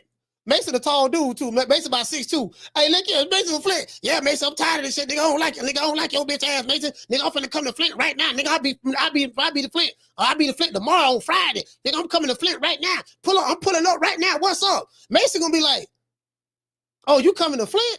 Yeah. And you gonna look for me? Yeah. And you talking about pulling up? Yeah. Oh, okay. Well, okay. Let me know how that's gonna work out. That's wrong. That's wrong. He did nothing to you. Don't everybody believe in Google? Go Google that shit. Only in boxing. Only in boxing. Hey, listen. If you sit down and just listen to some of these dudes, it's really comical. there's really nothing to get mad at, really. I like, you know what, man? I've been fighting with these niggas all these years, man. This shit really wasn't nothing to get me mad at, dog. Like, I really was tripping. To be honest with you, when I think about it, I really was tripping, dog, because let's just be honest. Let's just be honest. These dudes ain't doing none of that shit. I don't even know none of these motherfuckers look like. They know what I look like because I'm on camera every day. I don't even know what these dudes look like. These motherfuckers have behind avatars. This dude could be 13. He could be 10. The dude who called here was saying, talking about he had loan money. He called 2 weeks later, crying, hollering about he 22-year-old black male. I grew up in a single family at home. I don't want to go to jail and all that stuff there. I'm like, but damn, dog. Well, you know, if you, hey, shout out to D. D, what's going on? I said, let me tell you something. You do know, let me tell you young dude something. You do know that if you want to be a gangster, going to jail is a part of the job description. If you want to go around threatening people saying you're going to do A, B, C, and D, and if they were to see you somewhere, you would see them somewhere and they pop off or whatever the case may be, there's something in life called consequences. Some people learn the hard way. Some people may not make it. Some people may get hurt. Some people may end up doing time after they do what they say they're going to do or whatever, right? But consequences is a part of the job description. If you want to be an internet gangster or a real gangster in real life, you have to understand that consequences are a part of the job description. There's no such thing as being a G or a gangster or a killer without consequences. Or sometimes getting messed up is a part of the consequences. Sometimes getting messed up. You can't be talking about what you're gonna do to somebody who you don't even know. You gonna pull up on him because of you don't like what he said about a multi-millionaire that don't even know you exist. Like, how do you think that's gonna work out for you? What you gonna do? Yeah, I'm the dude that was in your chat that sent you 15 gun emoji last week. What's up? I'm here. Oh, that's you? Yeah, that's me. What's up? Like, how do you think that's gonna work out? You get what I'm saying? Like, you know, you got to think about that. I'm just throwing that out there. But that's why I told y'all, when you go to these fights, nothing happens. When you go to these fights, nothing happens. I'm telling you. Don't let the gangster content creators. Carla, hold on. Don't let these gangster content creators fool you. They don't do none of that shit they say they're gonna do when they see you. They don't do none of it. Do you want to know why? Because there's consequences. Carla, what's your name? You call it from? Hey Mo, what's good with you, Spence? You hear me good? You sound kind of muffled a little bit, but go ahead. Oh, do I really? Hold on. What about now? We good? Yeah, you sound better. Yeah, so you know me, I'm notorious for I'm the pull-up king. So, unfortunately, I'm gonna be honest with you. I don't want to sound like I'm big and bad, but I'm the type to be in LA wearing any color I want. I'm just saying, bro. I'll be honest with you. So I'm notorious for pulling up in places people say I can't go. I can go to Saratoga in Utah, Baltimore. I can go to Broad and Philly, and I'm good everywhere. And I've been doing this for decades, so that's why boxing, jokers in boxing don't impress me because they not really that real. You know what I mean? So to make a long story short, I totally 100% disagree with Bud of the whole black fighters or boxing fans, and don't stand behind a black fighter or why can't you like both of them? You know the reason why you can't like both of y'all is because it took y'all 5 years to make the fight.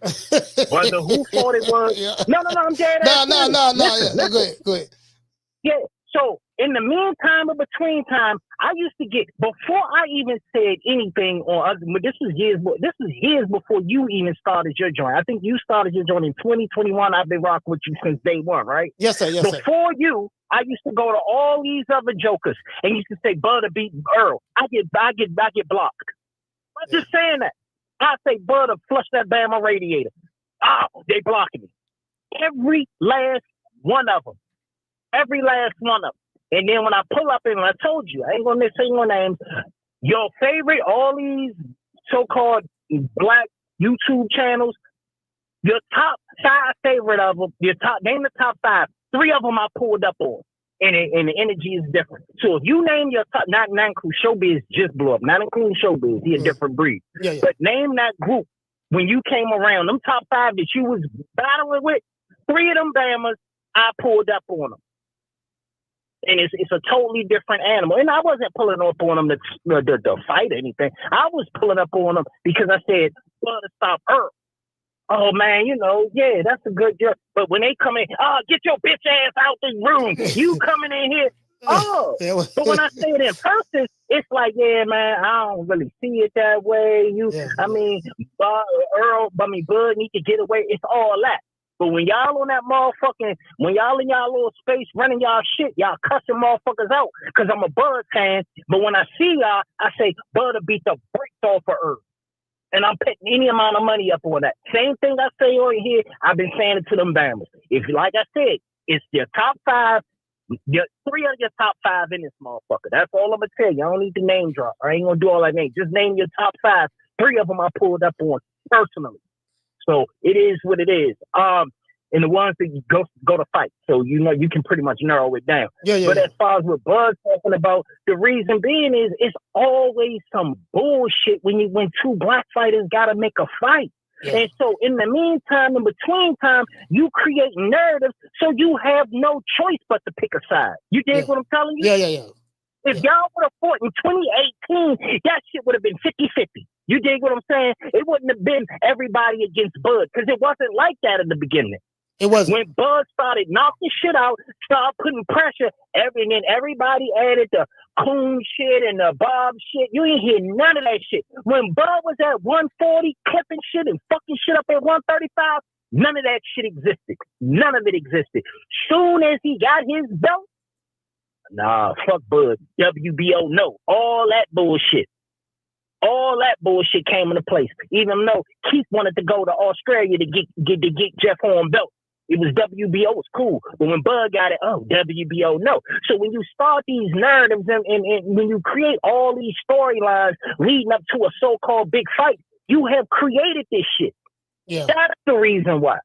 You have created it, and it's always like we got the same shit going on with Seth Davis and Shakur. Yeah. Now we got the same exact shit.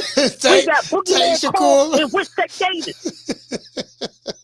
The same shit going on. So now it's naturally we can't like both of y'all motherfuckers. You gotta pick a side. It's impossible.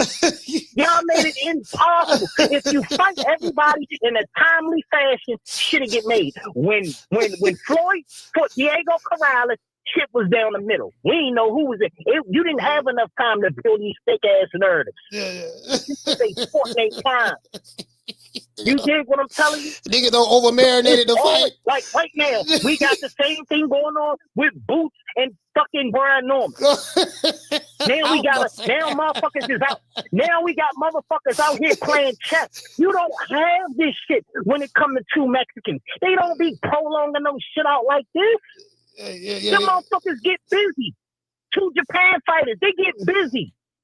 They ain't got time for this shit. They're like, man, come on, we wrecking. 2 Mexicans, they working. And it's like, we already know how they choose their shit because Bud is wrong again, and you hit the nail on the head. If you go back and look at that Chavez and Oscar fight, turn your motherfucking theater, I got a theater room, but turn your motherfucking, which I probably got, surround sound up, listen to that motherfucking intro when they come out. You go back and listen to that fight, put that bitch, turn that motherfucker surround sound, or if you got a theater room, cut that shit up and you'll see exactly that, you'll see why Bud is wrong. You'll see exactly why Bud is wrong. It's like the more, I ain't trying to hold you filibuster, but when Cinnamon was trying to learn English, them motherfucking Mexicans was about to have his fucking head. Remember that? And he stopped trying to speak English. I didn't know. Remember that I didn't know he was going through politics because he was trying to learn English. I didn't know that. I said Canelo. Canelo. They wasn't fucking with Canelo because Canelo was trying to learn English, so he stopped speaking English. And I told you a while back, I was at the MGM. Canelo was at, I don't know what fight we was at. It was a fight I was at. Canelo's there with his squad. He's speaking perfect fucking English, man. It wasn't his fight though. He was just there. Yeah. He was speaking him and fucking what's my man? Man, what is Gilberto Ramirez? They was together. They speaking Cinnamon was speaking perfect English to a reporter. Well, Gilberto don't know fucking English, but they sung and then he went back and whatever they was doing. But Canelo can speak perfect English, and then he wouldn't use it because the Mexican fans started getting on him. They really started getting on him for learning English. But then he done maxed out. He's like, man, fuck this shit. I'm going to learn some English. I'm in San Diego. I have no other choice to throw out my shit. They did. Go back and research that shit. Yeah, I got to go back. I didn't know that. I didn't know that.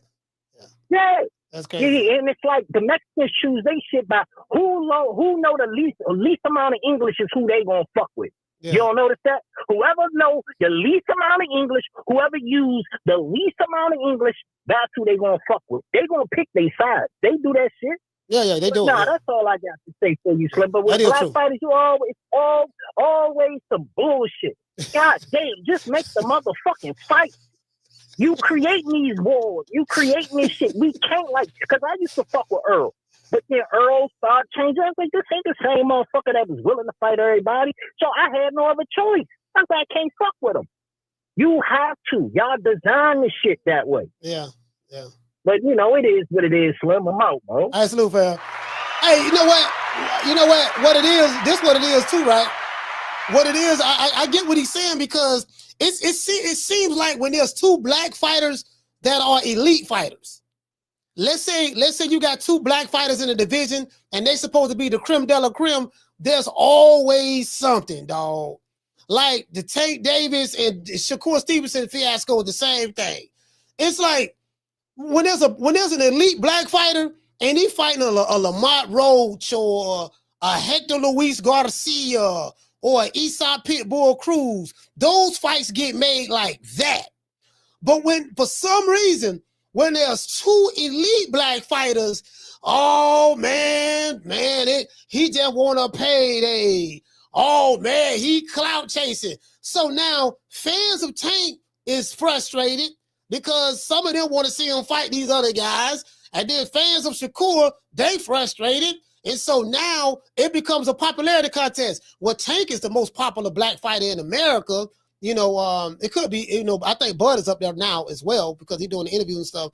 But Tank is probably, I'm saying from a Lionsgate standpoint. So, he got a bigger fan base than Shakur Stevenson. So, he got more YouTube channels who gonna ride for him. Yeah, nigga, Tank this and that. And they will literally tell you that Tank don't have to fight nobody.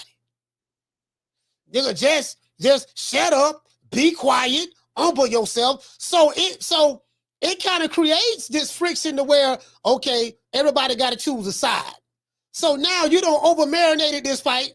2-3 years done went by. 4-5 years done went by. We still arguing. Sign the contract. 60-40, 70-30, 80-20. Take whatever we give you. You know what I mean?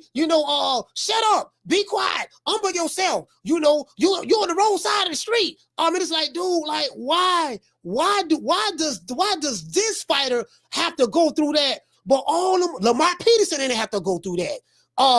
Chris Algieri didn't have to go through that.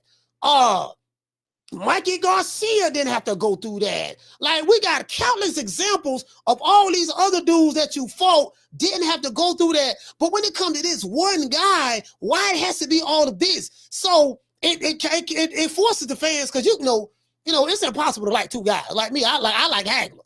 So yeah, I like Hagler. I wasn't a Sugar Ray fan like that. Every black person on the planet was a Sugar Ray fan, but I was Hagler was my guy. So I like Hagler over Sugar Ray. You get what I'm saying? But however, you're gonna choose the side. Like when Roy Jones fought James Toney. I'm riding with Roy. Roy from Florida. I rode with Roy with James Toney. I like James Toney, but I don't like him over Roy. You get what I'm saying? When Roy fought Antonio Tarver, the first time and the second time, I'm riding with Roy. I don't like Antonio Tarver. You get what I'm saying? Yeah, Antonio from Orlando and stuff like that. He a Florida boy. But in Florida, we love Roy. We didn't love Antonio. True. I'm being honest with you. We love Roy. We didn't love Antonio. Two Florida boys. We had to choose. Who you like? Man, nigga, I like Roy. Roy making songs y'all must have forgot. And you had the nerve to say that I ain't fought nobody. I just make them look like nobody. Y'all must have forgot. Like we love Roy in Florida. Roy was that guy. Wouldn't nobody think about no damn Antonio Tarver? To this day. We wouldn't talk about, yeah, we love both of them because they from Florida. No. Hell no. Hell no. Shit, nigga, and guess what? I was mad as hell when Antonio Tarver, when he knocked Roy out the second time, when he fought him the second time, he knocked him out. I was mad as hell. I ain't like that. I just started like Antonio Tarver probably about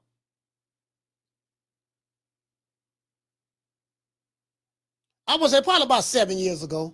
About 7 years ago. You get what I'm saying? About 7 years ago. I just started back, you know what I mean? Yeah, you know what I mean? Hey, G5 said, you got any excuses tonight, Roy? That's exactly what he said, bro. Nigga, nigga, y'all must forget. Listen, I remember when, was it Larry Merchant? Or was it Larry Merchant? Who the guy is that Floyd Mayweather got in an argument with in the ring? And he said, if I was 50 years younger, I'd kick your ass. That was Larry Merchant, right? That was Larry Merchant. I remember when they used to say Roy Jones ain't fought nobody. I came up in that era. I remember when they said, man, Roy ain't fought nobody. That's why Roy Jones had to make a song called Y'all Must Have Forgot. In that song, he said, and you had the nerve to say that I ain't fought nobody. I just make them look like nobody. They were telling Roy Jones that he ain't fought nobody. The same thing they were telling Crawford, they were telling Roy the same thing. Caller, what's your name when you calling from? Man, Coach, what's happening, man? That's Casino like prayers, man. Man, Casino, talk to me. Hello? Yeah, I can hear you. What's happening, man? Yeah, can you hear me? Yeah, I hear you now. It was fucked up for a second, but it's good now, though. Yeah, go ahead. Yeah, man, shit, man. I was just calling in, man, you know, man, the thing about it, you know, one thing I be disagreeing with people, you know, if you're a professional fighter, like it's a combat sport, you know what I mean? You can't, how you gonna expect the fans to be civil? You know what I'm saying? Like, it's a combat sport, bro. Y'all niggas finna fight. Yeah, I'm finna fight. Yeah, we gotta choose sides. We gotta choose sides. We gotta pick a side. Yeah, we can't like both of y'all. But you know, Crawford, what he said, you know what I'm saying? It's like the only people who say that be the person who probably got the less, who feel like they might get the less support out of the two people that, you know what I'm saying? Yeah, like it's never the person, it's never the one who the more popular one who say shit like that. You know what I mean? Yeah. Yeah, you know, I know. It's always. And you know what, Casino, you're right about that, and that's why I say I understand where he's coming from. But even though I understand where you're coming from, I don't totally agree with it. I understand where he's coming from because he was the one that received the backlash. But his backlash came from different factors. He wasn't the most approachable guy.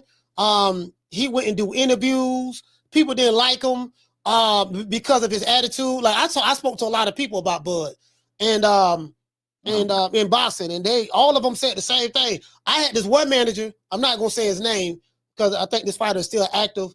But Bud and them know who it is. He was like, man, he said, I can't stand that ignorant. He said, I can't stand that ignorant mother effer. You know what I mean? I can't stand his ass. You know, he's ignorant, this and that, and all that stuff there. Like, bro, he like the way he was talking at this place that we was at, he despised Bud. Like he hated his skin. He hated the blood that flowed through his veins. And it was a Mexican guy. A manager in boxing. So, but he was like, he was mad at Bud about some stuff. You know, he was just mad at him about some stuff. I ain't gonna really say what it was, but yeah, but I get what you're saying though. I get what you're saying. He's speaking from personal. You know, it really be funny when niggas do that shit. Like, you know what I'm saying? Like niggas is in a violent sport, and then like on one note, you finna go whoop a nigga ass, then on the other note, niggas on some kumbaya shit. Yeah. You know what I'm saying? And then try to make niggas feel guilty, like nigga.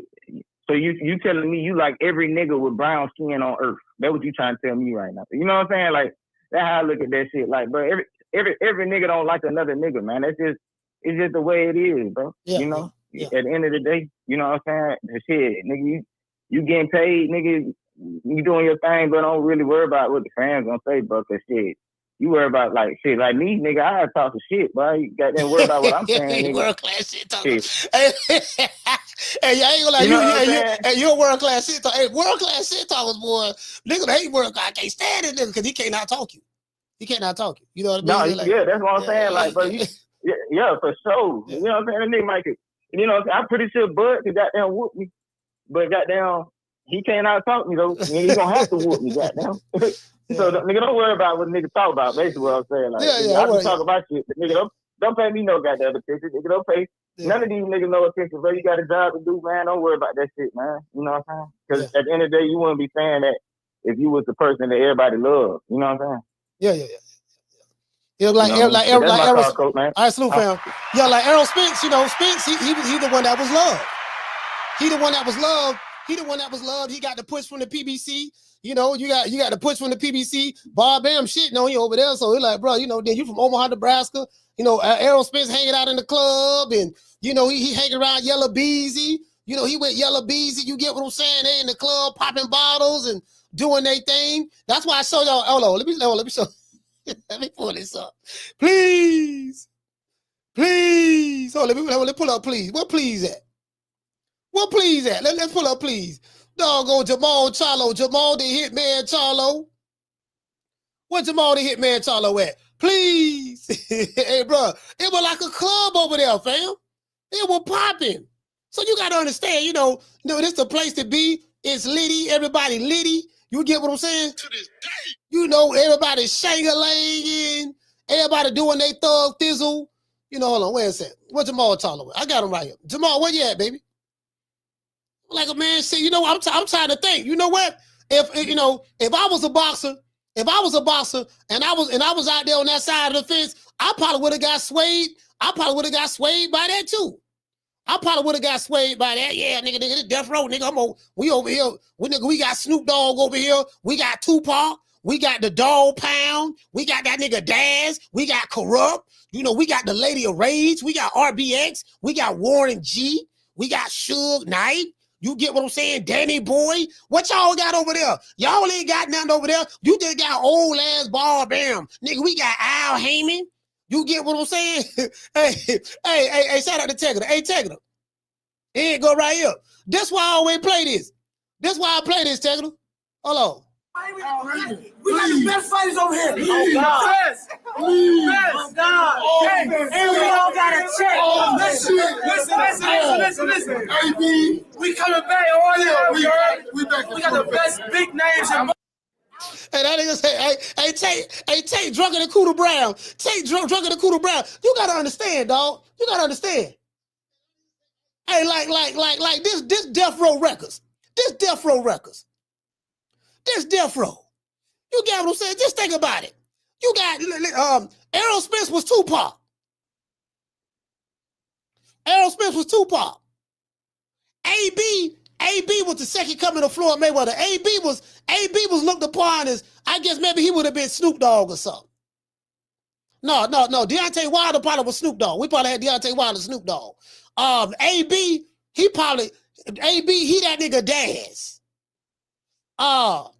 Tank probably Corrupt. You know? Al Heyman, Suge Knight. Robert Easter, he Danny Boy. Hold on, let's go. Al Heyman. We got the best fighters over here. Oh, God. Best. Oh, God. And we all got a check. Listen. AB. We coming back all year. We got the best big names in boxing. All the smoke. Don't push him.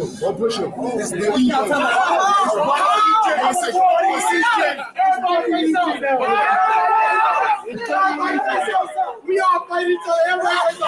We fight each other.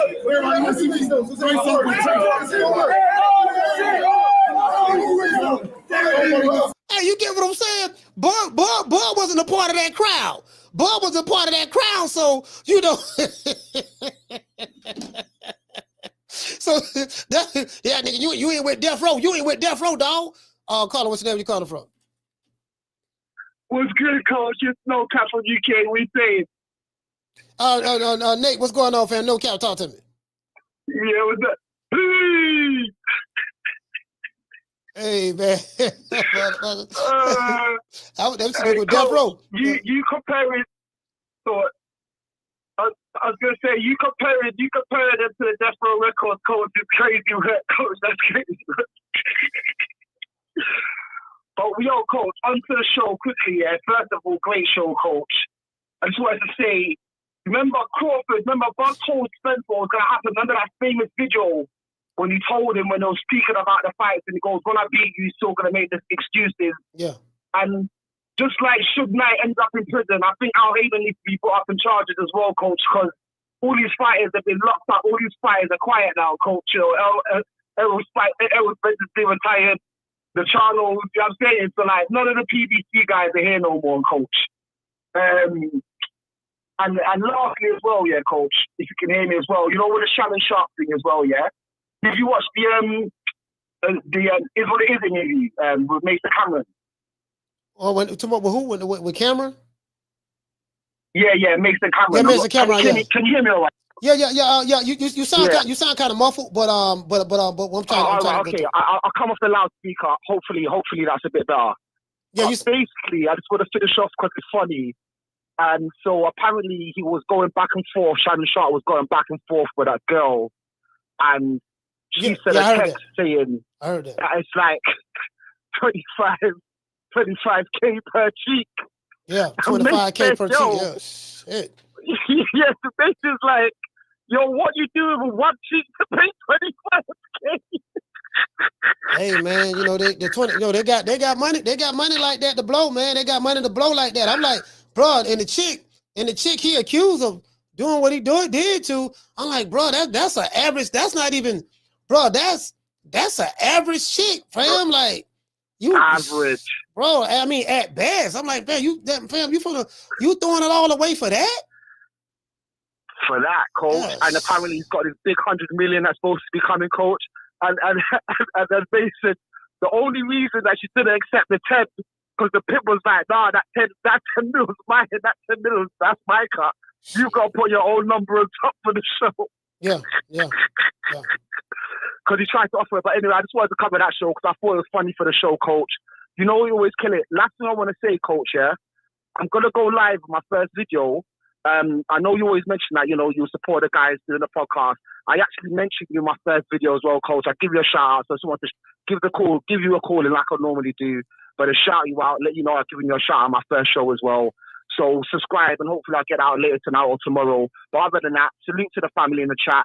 Let's keep cooking, Coach. All right, drop the link. Drop the link in the chat. Salute, fam. Shout out to No Cap, man. Drop the link in the chat, fam. Yeah, No Cap. Yeah, see, that's the thing, right? I'm like, damn, my nigga, you throwing it all away for that? G5 from the Bronx. I'm like, shout out to Check It. I'm like, damn, dog. And you offered a $10 million settlement? I'm like, yeah, nigga, $10 million? You could have got with Big Booty Judah for way less than that, fam. Like, hey, shout out to Tyrone, salute, fam. Hey, thank you, brother, for becoming a member. I'm like, fam, you finna, my nigga, you finna throw it all away for that? Down from the bar, there's a platform stage. People pimping, sharp as razor blades. Yeah, man. I'm like, damn, dog. Like, my nigga. You get what I'm saying? Like, man, come on, Shannon. You could have done better than that, fam. You could have done better than that. You get what I'm saying? I want to, you get what I'm saying? Now I'm hearing two sides of the same coin. One side saying there's a conspiracy. The white man trying to tear down our brother Shannon Sharpe. And then the other side, like, nah, that nigga did that shit. So again, I don't know what to believe, dog. I wasn't there. I don't know what to believe. Carla, what's your name? Where you calling from? What's going on, Coach? Blood Boxing from out of Gainesville, Florida. Man, how you doing there, buddy? Blood, talk to me, brother. Hey, man, shit. I watched that Shannon Sharpe video, man, with Terence Crawford, man. Damn good interview, man. Yeah. Poor Errol Spence, man, can't get no recognition anymore now, man. He can't get nobody want to talk to Errol Spence. He out there on the farm. He done got fat. He ain't doing that no more. Terence Crawford retired that boy, man. He beat the hell out of him, and that's it. That's a wrap for Errol Spence. You know what I'm saying? So I'm just glad to see Terence Crawford finally getting the credit that he deserves from a variety of different people, man. He's been on TV. He's getting on these big podcasts, and man, I like to salute Bud Crawford. He deserves this shit, man. But Coach, no cap, man. I'm gonna tell you the reason why I really called you. I called you because, hey, man, send me your text, man, because I lost your contact, and I'll be in Tampa all next week, man, starting on Monday to all the weekend, man. So just send me a text, Coach. Send me a text after the show. Send me a text. I don't got no other way to contact you, brother. And I'm trying to meet up with you while I'm in Tampa. So. Okay, I got you. I'm gonna send you a text right now after the show. Yes, sir, bro. All right, peace. Hey, man, Blood, shout out to my brother Blood, man. Let's give Blood a round of applause.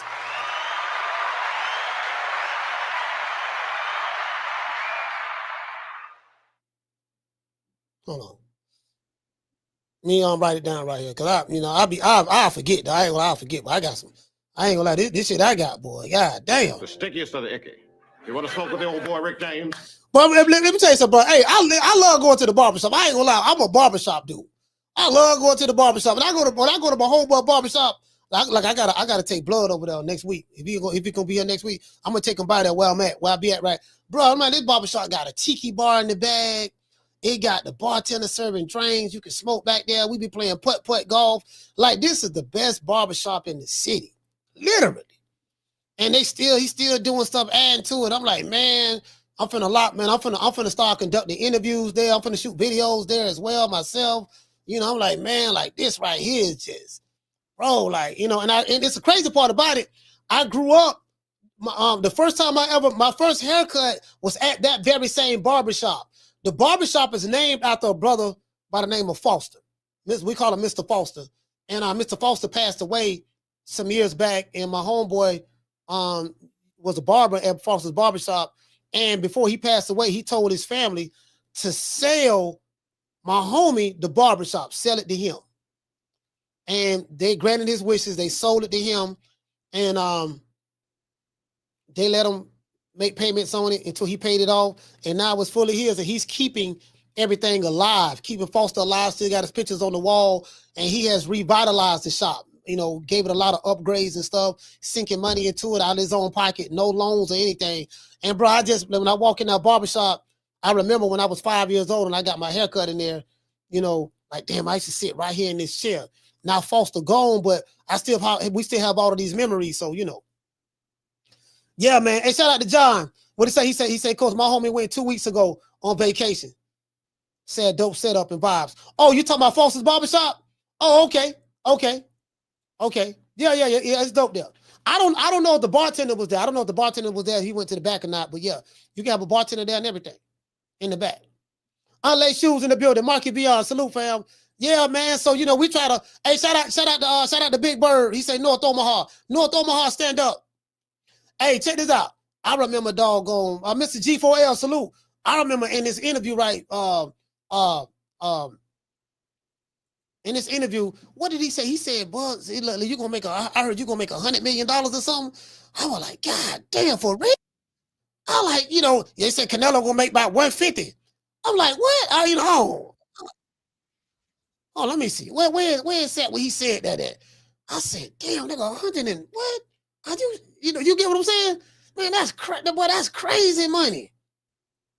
Let me find it. What dog going on? Yeah, Shannon Sharpe said that, bro. And I'm like, damn, like this man finna make this kind of bread.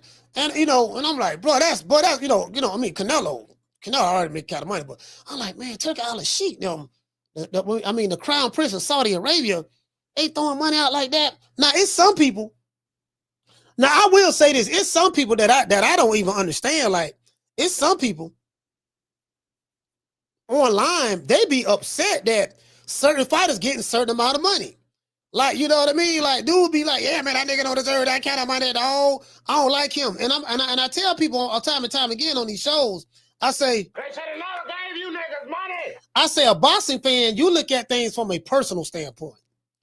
When you on the level of a Turkey Al-Sheikh or a Top Rank or PBC Al Heyman or whatever, Like, irregardless of what you see or hear going on from YouTube channels who have chosen sides, who they're going to ride with, they have chosen sides based on their personal feelings. Business people, they don't make business moves based on avatar emotions. Business people don't make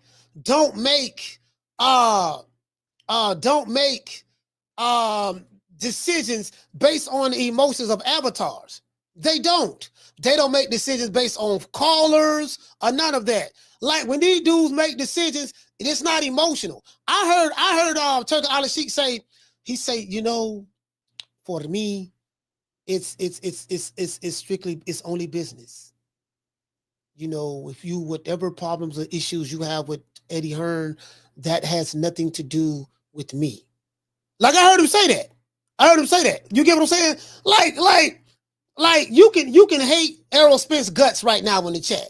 You can hate Deontay Wilder. You can hate Terence Crawford. You can hate Canelo Alvarez. That's not going to stop Al Heyman, Oscar De La Hoya, Turkey Al Sheikh, Bob Arum, Eddie Hearn, Frank Warren, or the people at ProBox for doing business with them. Because with them, it's about the bottom line. It's not based on your emotions. Boxing fans online, it's all about your emotions. I don't like him. Okay, you don't like him. And what? He think he all that. Okay, he think he all that. And what? He don't deserve to make them $20 million. Well, Turkey Al Sheikh thinks differently. He don't deserve to make them $50 million. Who he think he is? Well, whoever he think he is, it was good enough for him to get paid that $50 to $75 million or whatever. He gonna make the fight Canelo. Oh, Canelo a cherry picker. He ain't fought nobody. He won't fight the Mexican monster. He don't deserve that kind of money. Well, Turkey Al Sheikh don't think so. Like, these people ain't looking at, they not looking at your emotions. Hold on now. You heard you were watching Coach Show the other day? Turkey Al Sheikh, was you watching Coach Show?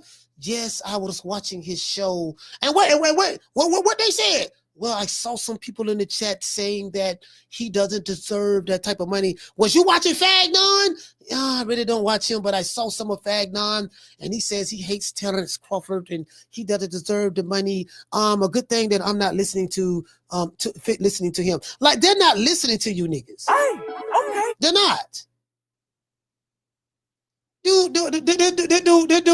That dude playing with crazy money.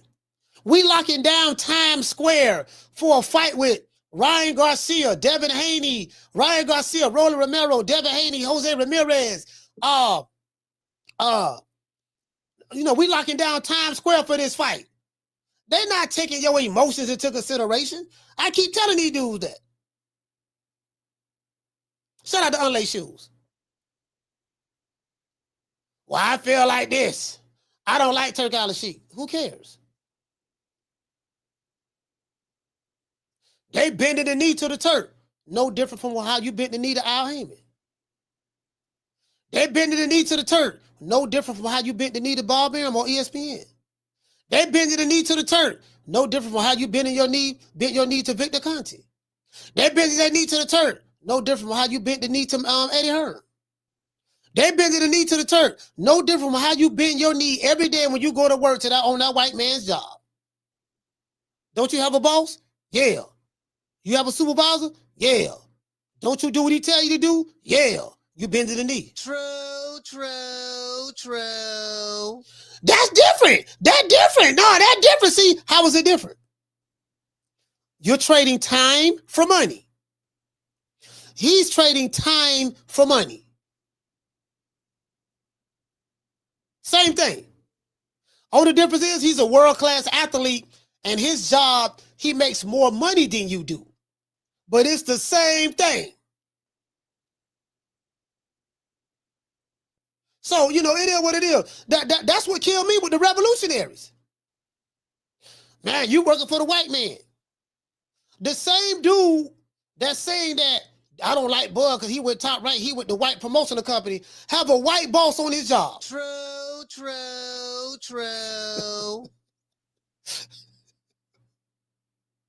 You a shea butter laptop revolutionary, at night or during the daytime on YouTube. At night, you working on the job. If you ain't created a job for yourself and working for yourself, you working for the white man, right? What's the difference? You don't like Bob Arum because he a white promoter and a black fighter's over there working for him. Well, you a black man and you working for a white company. It's the same thing. Can you please explain to me how that's different? You can't. To this day. You can't. See, I'm very practical. I don't know if you guys know that. I'm a practical human being. I look at it for what it is. I take all the emotions out of it and I look at it for what it is. I don't look at it for what I want it to be. I don't look at it for how I hope it to be. I look at it for what it is. You're trading, you have a job. You're trading your time for money. Most human beings on the planet Earth work for somebody. In life, there's a pecking order in life. There's levels to this in life. And there's also classism in life. Depending on what part of the socioeconomic ladder, what part of the ladder you're on, that would determine how you live your life and how your life will become. If you work at a restaurant, you have the owner of the restaurant, you have the manager of the restaurant, you have the cooks, you have the shift supervisor, you have the waitresses, the waiters, you have the dishwashers. And all of these people work together to run a restaurant. Everybody has a part. Everybody can't be the manager. Everybody can't be the cook. Everybody can't be the cashier or the dishwasher or the owner. Everybody is a part of the ecosystem. That's the reality of the situation. I bother these niggas on this shit. I ain't got but a GED now. I ain't got but a GED, but I have a master's degree in common sense. There's a pecking order. All of us are part of it. All of us are part of it. There's levels to this. You got to figure out which level you on. Yeah, it sounds good. But you finna go clock in, right? Yeah, I'm finna go clock in. Oh, okay. To this day. Finna go clock in. All right, I got you. The fuck? That's wrong, I That's wrong. He did nothing to you. Finna go clock in, right? Yeah. Then what are you talking about? Shut up! Before I bust a cap up in your ass. I don't want to hear that from no Shea Butter Laptop Revolutionary. I don't. Like, what can you tell me? How you gonna shame a person? Oh man, he working for the such and such. Well, you're doing the exact same thing. Hey, shout out to the Martin. He said, Coach, the difference is your GED was signed with a pen and theirs was signed with the crayon. Bro, it's the dumbest. Bro, hey Martin, fam. Hey, shout out to the Martin. Hey Martin, it's the dumbest stuff in the world. Like, I'm very, very practical. I am very practical. Like, you know, I'm very practical, fam. Like, fam, okay. I hear what you saying, fam. But you finna go check. You finna go clock in, right? Yeah. All right. If you got your own business, you got to pay your tax. I paid mine on the. When did I pay my taxes? On the 13th. Got to pay your taxes. 1099. Got to file your taxes. Hopefully, when you file, you show that you didn't make no money that year. Hopefully when you file, I ain't make no money this year, dog. I'm negative $16. I'm negative $16 for the year. Because when you file them taxes, when you got your own business, it's a good chance you're gonna owe the IRS some money. They gonna hit you for thousands. Yeah, dog. You know, you shit, my nigga. You were balling out this year, dog. You were balling out this year. Yeah, dog. You owe. Shout out to Rob. Hey, shout out to my main man, Ron Boy Fresh. Hey, okay. For becoming a member, man. Salute. Let's give Ron Boy a round of applause.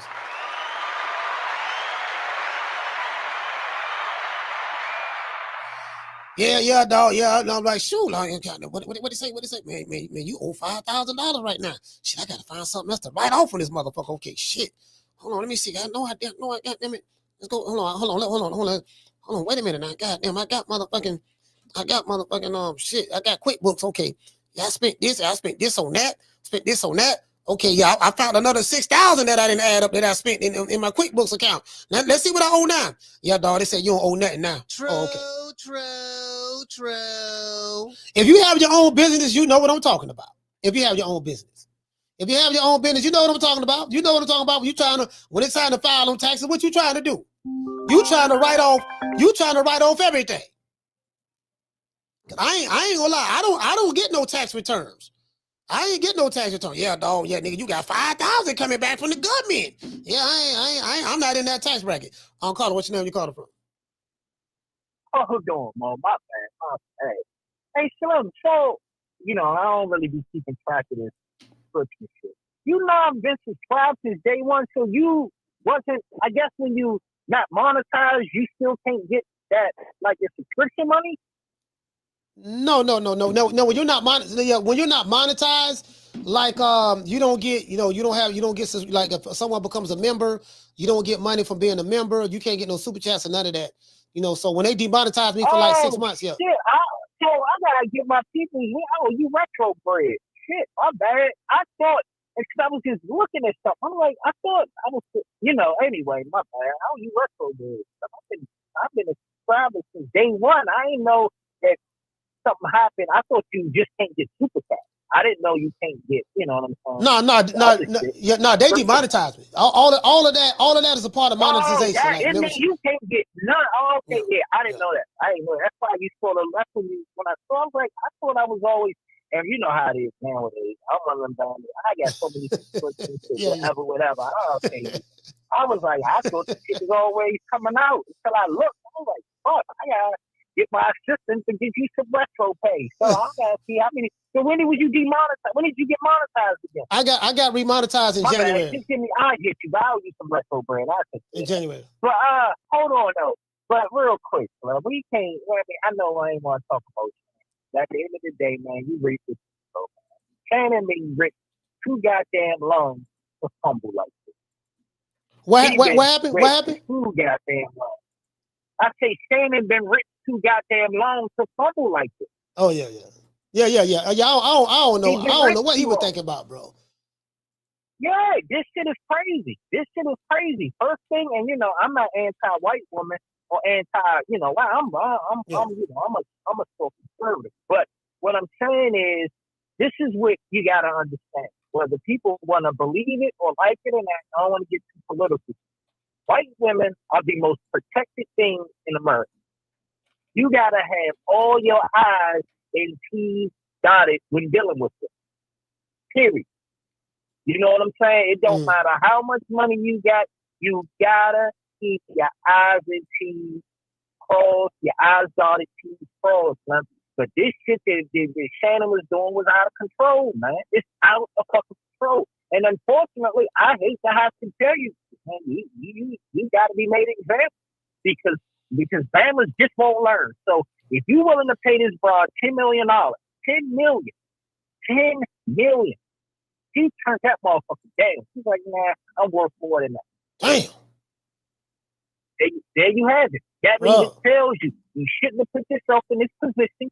You reap what the fuck you sow. And all these men, and I'm not talking about black men, all these powerful men with all this bread, including motherfucking Elon, they need to be worried more about the court system, worried about how these women get away with all this bullshit. I know you had women in I know you had what you call them, the motherfucking what you call your little with your honeys on here. Oh yeah, talk about the tenderonis. Yeah, the tenderoni. Yeah, the tenderoni. Yeah, I close our ears on it. It needs to be some type of motherfucking shit dealing with this, man, because a man can't sit there and be dominatrix. He can't do it. Just imagine a man trying to sell whipping up on women. Man, you can't get away with no shit like that. All these men with all this money, letting the court system ragdoll them and shit. Letting it's just dated, man. It's out of control. So this is awakening. That y'all need to change the court system and get this shit out of control. A woman can say whatever the fuck she wants. It's no repercussions. Zero repercussions. Yeah. This is just I'm gonna throw this Hail Mary and get this bread. Yeah. And they getting away with it, especially a white woman. So it is what it is. Shannon, grinning bear, you get what the fuck you deserve. Period. I hate to be blunt like that. I'm a man of accountability. You get what the fuck you deserve. Motherfucker can't be too rich to be this stupid. But anyway, I'm out, Mo. Salute, fam. I'm like, damn, dog. How you feel for that? Damn, then there's a racial element to it. You talking about, the big black man choking a little small one. I'm like, damn, dog. And listen, my homeboy at the barbershop, he say, Herb, check this out. I said, what? Man, how you think that white judge gonna look at that when he see all them text messages? And he looking at this big nigga, Shannon Sharpe, he like 6'5", 240. And this little small white girl, and you around here, you choking his woman out. Cause he gonna look at it like, this our woman. You choking her out. You doing whatever to her. Cause she like all that and she into all that. And she 20 years old and you 56. Man, like how you think they gonna look at that? And man, he like, bro, I wasn't looking at it like that. Carla, hold on. I wasn't looking at it like that. He say, man, they finna make a example out of him. They got all, you get what I'm saying? Even if she lying on him, which I think she lying on him myself, but based on what I'm saying, but I'm like, dude, you offered her $10 million. The lawyer said, I heard the video where y'all offered $10 million. You say this is a shakedown. Well, if it's a shakedown, what you offered the $10 million for? You should have did what Jay-Z did. Man, I ain't offering you nothing. Everything we did was consensual. Now you can judge me about who I chose to be with and all how young she was. That's fine. But everything I did I ain't offering you nothing. I'm gonna tell you like they told me we used to go to jail back in the day. Man, take that shit to the door. Take it to the door. You know what take it to the door mean? Take it to the door, not door. Door mean we finna go to trial. Man, they trying to give me 20 years, dog. Man, take that shit to the door. True. Man, them crackers ain't got nothing, dog. Take it to the door. Take it to the door, dog. We finna go to trial. Take it to the door. They don't want you to go to trial. Take it, you know what I mean? Bro, you offer her 10 million? Woo, Lord have mercy, that's a lot of goddamn money, boy. And she rejected it? What woman gonna turn down a $10 million settlement? Carter, what's your name you calling from? Jamie from New York. Jamie, talk to me. Hey, Coach. Ron Boy's first call. I agree with it 100%. Yes. I'm also of the opinion, over-marinating fights kills boxing, and also, by the time the fight happens, me personally, sometimes I don't want to see it no more, because, I'm pissed off that they made me wait. And some people lose interest, So, and Coach, about Mexicans not liking Oscar, let me tell you, man, I used to work with these Mexicans, right, back in the day. And believe it or not, they were rooting for Trinidad. I couldn't understand that at the time, being that they were Mexicans, rooting for Tito. So I asked them, and one of them told me that, that Oscar beat our guys, and he's not really Mexican. And I'm like, what are you talking about? So they brought up, the fact that he was born here, blah, blah, blah, and he talked and acts white and all that shit. I understood to a degree what they were saying. So, but anyway, so let me share a story with you, man, and everybody listening. About you were talking about earlier about showing respect when you travel and all that stuff. I was about 20 years old, and my friend, before he was murdered, he took me to this neighborhood in Puerto Rico, right? He took me to this place. Everyone that's Puerto Rican, that's from the island, knows this place. It's called La Perla. It's next to the fortress in San Juan. So my boy told me, Jamie, I know you're a hothead, and in this place you better act right, or else they will kill all of us. There was about 4 of us there. So when we get there, I saw what looked to me like children. They were 12, 14 years old, walking the streets with Uzis in broad daylight, okay? With pockets, man, full of cash. I'm talking about serious money. Nobody would touch them. I was told that there were security. So I never seen a key before until that day. My boy took 13 of them back home. So I said all that to say this, Coach. And I hope that the youth is listening. I thought I was a tough guy in my younger days. And that day I was more like a kitty cat, to be honest with you. I don't care if you're in New York, you're in Florida, Chicago. If you don't act right, and show respect when you travel, or you're in a different, hood, they're going to light you up real fast, man. I saw it with my own eyes, Coach. No bullshit, bro. What I saw that day, I wish I could tell more, but that's slow. Again, when you travel and you're in other hoods, you got to act right. Because, again, it happened to me also in Baltimore, and it also happened to me in downtown Philly back in, 1999, Coach. It was crazy, man. But I cannot share. But anyway, I hope the youth is listening. Please, respect. Absolutely, fam.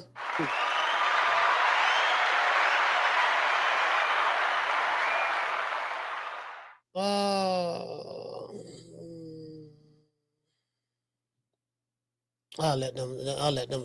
Damn, somebody call. I was trying to click over. Somebody was calling. Damn, sorry about that. Somebody was calling. Yeah, man, what'd you say? MB8113, he said Potter did the shakedown video after the offer. Yeah, that's crazy. I mean, this is the thing, right? Even if he did the shakedown video after the offer, shout out to young boxing fan. Like, why even make an offer? If you ain't, bro, like, hey, man, I ain't offer niggas. No, I ain't offer you nothing, dog. I ain't offer you a motherfucking thing. No, my nigga, no, we gonna have to run it. Ain't no offer. You know what I mean? I'll call it. What's your name? You calling from? Coach, what's going on? Is Ross from New York. Ross from New York, talk to me. Coach, this is kind of a tricky situation that this guy's under right now. Because I know that you're saying, like, yo, why are you offering money if you innocent? Where the situation is this. I see that case is probably going to get dismissed or thrown out. I mean, just on the simple basis that if what it sounds like the dude is getting set up, number one, based on the text messages that they're getting released, like it just sounds like an okie doke. Yeah. But whenever they try to throw in that video in, they're gonna argue that the film has been edited, and if you kind of go based off the Diddy case, where that video footage of him beating the shit out of Cassie, that footage was thrown out as well because it ended up being altered with. So that shit's gonna get thrown out. But here's the real issue. That deal that he was supposed to get for his podcast for $100 million, that shit is gone. Whatever good image this guy had, I think he already got it. He already got it, right? I think he got the deal already, right? I don't know about that. I think they were finalizing it, or they was in the middle, but I don't think it was ever finalized. So I think that's pretty much gone. I think he's pretty much through on that. No, I don't know about that. I think the deal is. Well, I'm not sure. I don't have any proof on it, but I haven't heard anything about it being gone. I think he already had got it, but I could do some research on it to find out. I mean, we're gonna have to wait and see, but that seems to be pretty much the issue with it, because at the end of the day, your reputation is all you got. Yeah. Especially when you're dealing with this type of cases, and these big companies, they're quick to pull the trigger. Whenever something like this, some scandal like this happen. But we'll see. At the end of the day, we just gotta wait and see how shit plays out. But that's my call, Coach. Absolutely, fam. Yeah, I'm not sure, but I mean, I don't know. I mean, he's over there with ESPN. ESPN has gone through a lot of turmoil lately, and they haven't pulled anything from anybody else that I know of. I mean, you got the Molly situation going on over there. They say they were having free calls with Molly, and was it Molly? Was it Molly and Stephen A. Smith? They was having something they had going on over there. I don't know, man. It's crazy, man. A lot of this stuff going down. I mean, it's all work related stuff. I mean, that's what goes on the job. I mean, have y'all ever worked at a call center before? Shit, if y'all ever worked at a call center, it go down at the call center. True. But you know, they're not playing with that type of money though. They're not playing with that type of money. But so some people would say, well, hey man, when you're making that kind of money, you can't be putting yourself in that situation, that position. You have to use discernment. You get what I'm saying? So, I mean, I get it is what it is. Again, I don't know. What you say, Buddy Lee? Say as soon as that news came out, this lawsuit dropped. Oh, I see what you're saying. Yeah. Okay. So it's not finalized. What you say? It's not finalized. Okay, it's not finalized. All right, yeah, man. I don't know shit. I don't know, man. It is what it is, man. Hey, those are millionaire problems. Hey, see, I don't have any emotional attachment with it myself. These are millionaire problems. If he can afford to pay somebody $10 million, he got the money. Those are millionaire problems. You get what I'm saying? I'm like, damn, dog. Like, my nigga, you could have, damn, man, shit. God damn, boy. Man, she finna come up. And this is not a criminal case. This is a civil case. It's civil. You get what I'm saying? It's civil. I'm like, man, she finna come up. Man, she finna, man, shit. Caller, what's your name? Where you calling from? Blood boxing, take two. I've never did a take two, but I'm doing it this time. Hey, Blood, talk to me. With Shannon Sharpe, man, I've been looking at a lot of this stuff. Me and you, Coach, we're not too far from Shannon Sharpe's age. We're in the 50s. Yeah. All us in our 50s. Should no 50-something-year-old man be with a 19-year-old? He shouldn't have no interest in a 19-year-old, especially a white girl. An older brother like us, we don't mess with no white girls. Not 19. Anyways, if you want a white girl, go get one your own age, man. Yeah. I'm going to tell you right now, one of the most dangerous things for a successful black man is a white girl with a camera. I'd rather meet the dope holes, go to the dope hole and have somebody jack me over there, man. I'd rather meet the jackers than meet white girl with a camera. They will take everything from you. Back in the day, getting robbed or something, you might lose a few bucks. You might lose a little pager, a beat. They might take your beeper. They might do a few things, take some CDs from you and all that. But these white girls with these cameras, they out to destroy niggas, bro. They just destroy niggas, man, right? Stay away from little white girls with cameras. You shouldn't have no interest in them anyway. What can they talk to you about? This girl wasn't even alive in the year 2000, bro. She wasn't even alive. What the hell are you going to talk to her about? Auto-tune? What the fuck you going to talk about, man? Yeah. Shit crazy, bro. Coach, I'll see you, man. Don't forget to hit me. I'll see you. I got you. Salute. It's out of the blood. Hey, I'm just, it's the optics. It's the optics, though. You get what I'm saying? Like, it's gonna be embarrassing for him because they gotta pull it all out. Caller, hold on. Yep. It's gonna be embarrassing for him because they gotta put it all on the table now. This who he is. This what he like. He's not this. Whatever image you had of Shannon Sharpe, all of that's going to change now. You get what I'm saying? It's like, damn. Caller, what's your name? Where you calling from? What's up, man? It's D Nice from Philly. D Nice from Philly. Talk to me. So, all right. So I just want to comment on as far as Shannon giving up the $10 million. You gotta understand, he was trying to give up that $10 million to shut them up, even though he probably is innocent. He was giving up that $10 million so he can still walk away with 90 after he paid him the 10. But once they throw this out, he ain't getting shit now. Everybody gonna step away from that drama. So even when he gets found innocent, that 100 mil out the door. And as far as the caller that called before, they're talking about the white girls. I don't agree with it, but at the same time, the black girls do it too. Look at Anthony Edwards. Yeah. Look at the chick that, what she did to get the couple dollars. Like, they getting it too, whatever way they can get it. When you making that type of money, then, things gonna get that way. It don't matter how old you is. Like, if you got Shannon money, you might want that 19-year-old with that wagon too. Like, what I mean? Yeah. Now, so, you know what? You make a valid point because what happens is when you playing with that kind of money, you get it. You can afford to get the type of woman, like a lot of these guys, like someone like a Deontay Wilder or a lot of these athletes who probably didn't really look all that coming up, but now they got money and fame. Those type of women who wouldn't even get them bat their eyes at him yesterday. Now he got this, he a football player, he a baller, this and that, and you have to understand that once you reach a certain level of success, regardless of whether you're a black man, white man, Hispanic, doesn't matter. You got to understand that you're a target. Exactly. You're a target, so you have to not put yourself in certain situations. Facts. Like you can't just go to the hood. Like you know what I mean. Yeah. Once you making that type of money, I don't go care to the hood. where you from. You ain't just going there with no perspective. You're a target. You're a target in the hood. They coming to get you. You're a target. Yeah, they're coming to get you. Yeah. Thanks. Yeah. It's a pleasure, bro. Pleasure. All right, salute, fam. Shout out to D Nice. Philly, stand up. Yeah, you can't. Like, and see, this is what I'm saying. Like, this is why, like, if you see people more standoffish, like, this is why sometimes you may see a celebrity in the street.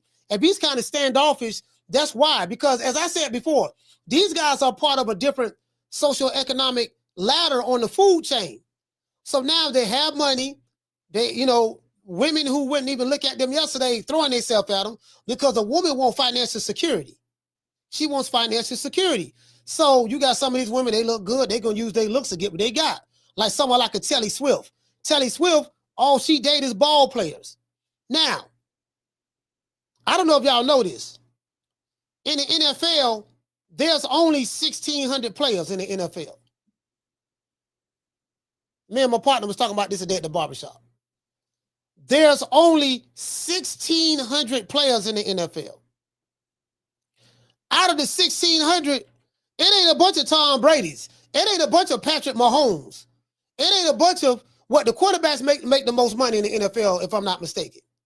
And then of course, the highest skilled players. I think the average career of a football player is 3.5 years. So you got a bunch of practice squad people. You got a bunch of special teams people. You get what I'm saying? Running backs come a dime a dozen, whatever. If you look at it, somebody said, I think it's 1,700. Well, 1,600, 1,700. Let's just say it's 2,000 players for argument's sake. Let's just say it's 2,000 players in the NFL for argument's sake. Guess what? 2,000 ain't nothing. True. Out of them 2,000, it ain't 2,000 Patrick Mahomes in the NFL. It ain't 2,000 Travis Kelce's in the NFL. It ain't 2,000 Tom Brady's in the NFL. Most of them dudes ain't making no money like that. But what I'm saying is, so the dudes who making that kind of bread, you really a target. You got women out there, their sole purpose, especially the exotic women. Especially the exotic women, the ones who got their bodies done, or they look pretty, they fine, they got their weave on fleek, and they know when they go out, they turn heads. The ones who turn heads, they know. Nigga, you a walking lick. You are a lick. I'm finna get this nigga. I'm finna let him hit it raw, and I'm gonna get pregnant. True. That's her hustle. And if you're a willing participant, because man, she fine than a motherfucker, dog. Man, she fine. Boy, look at that ass over there on her. She know. Girl, he looking at me, girl. He is, yeah, man. She fine than a motherfucker. Hey, what's your name? What's your name here? Oh, my name Diamond. Diamond? Yeah, Diamond, okay. You got a man? It's complicated. I got a little something, not really, Yeah, let me take you out. You come up to her, you offering off the rip. You don't even know it, but you offering to buy this, buy that. And the thing is, when you got that kind of money, you just, you got your trick budget. You got your trick budget. You know what I mean? You got a budget where you're going to trick off. Look, you're going to pay. Okay, well, she got a condo. I'll probably put in a condo, or I'm going to pay her bills in the condo. She got a little shorty. I'm going to take care of the kid, whatever. Just as long as I get access to it. When I come around, I get to smash this and that. When you got that kind of money, you got access to, you got access to things that the average guy don't have access to. Then let's see how many players in the NFL? Let me see. I mean in the NBA. In the NBA is less.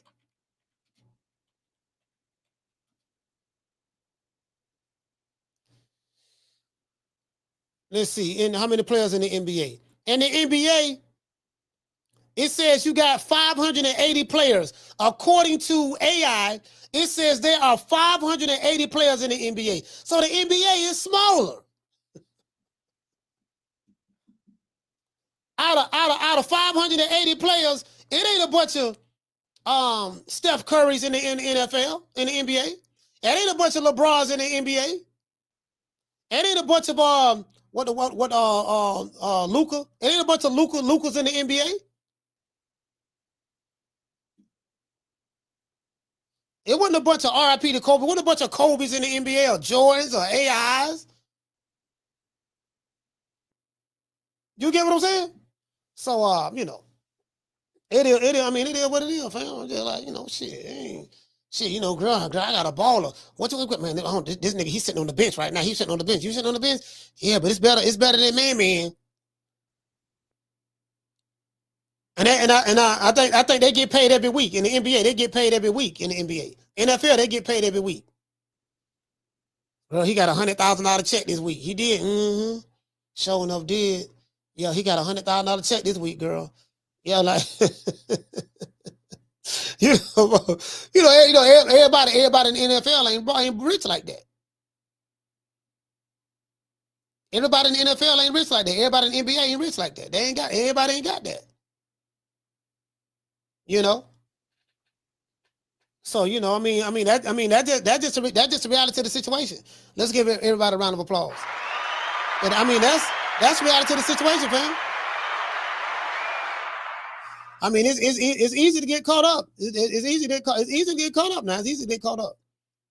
Again, because men and women are attracted to each other, and you got to understand some of these athletes, they wasn't getting the women like that. Now, some of them were. Some of them, they always been the man. When they was, you're a ball player and you're a star recruit, you always had access to the best women. You always had access to the best cheerleader or whoever or whatever the case may be. Like, women would throw themselves at you because they know, you know what, man, he the one that's going to change my life forever from a financial standpoint. He the one that's going to change my life forever. You got some, they only want ballers. You ain't no baller. If you can't get a baller, they going to get the dope boy.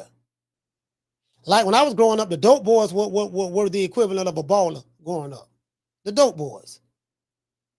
They got all the material possessions. They hood rich. In the club, making it rain. Got all the young tenderonis in the car with them or whatever. Yeah, he go a couple dollars, go to the mall, buy you something. Give $1,000, go to the mall, get you something. You get what I'm saying? Hey, shout out to Schoolo. So it's kind of hard. It's kind of hard to say, you know what, man? Well, they doing the wrong, but it's kind of like he's, you can say, well, he's old enough to know better. He's old enough to know, like, man, you can't put yourself in that position, man. Nigga, you're a walking leak. You're a walking leak. You got to use better discernment. You get what I'm saying? Now the good news is he was recording everything. Videoing it, so but you got to use better discernment. Dude, you're a walking leak. You have to assume any woman who comes across your encounter, this what it is. That like I got some homeboys, I ain't gonna say no name, but I got some homeboys, all they do is trick. That's it. No relationship, no nothing. Yeah, I'm just gonna trick, dog. Look here, dog. He gonna go to the strip club, and you know how I go down to the strip club. Yeah, I'm only gonna do trick. Hey, look here, man. How much? Yeah, it's gonna, you're going to have to spend about $500, $600 to get this here. Okay, no problem. Here you go.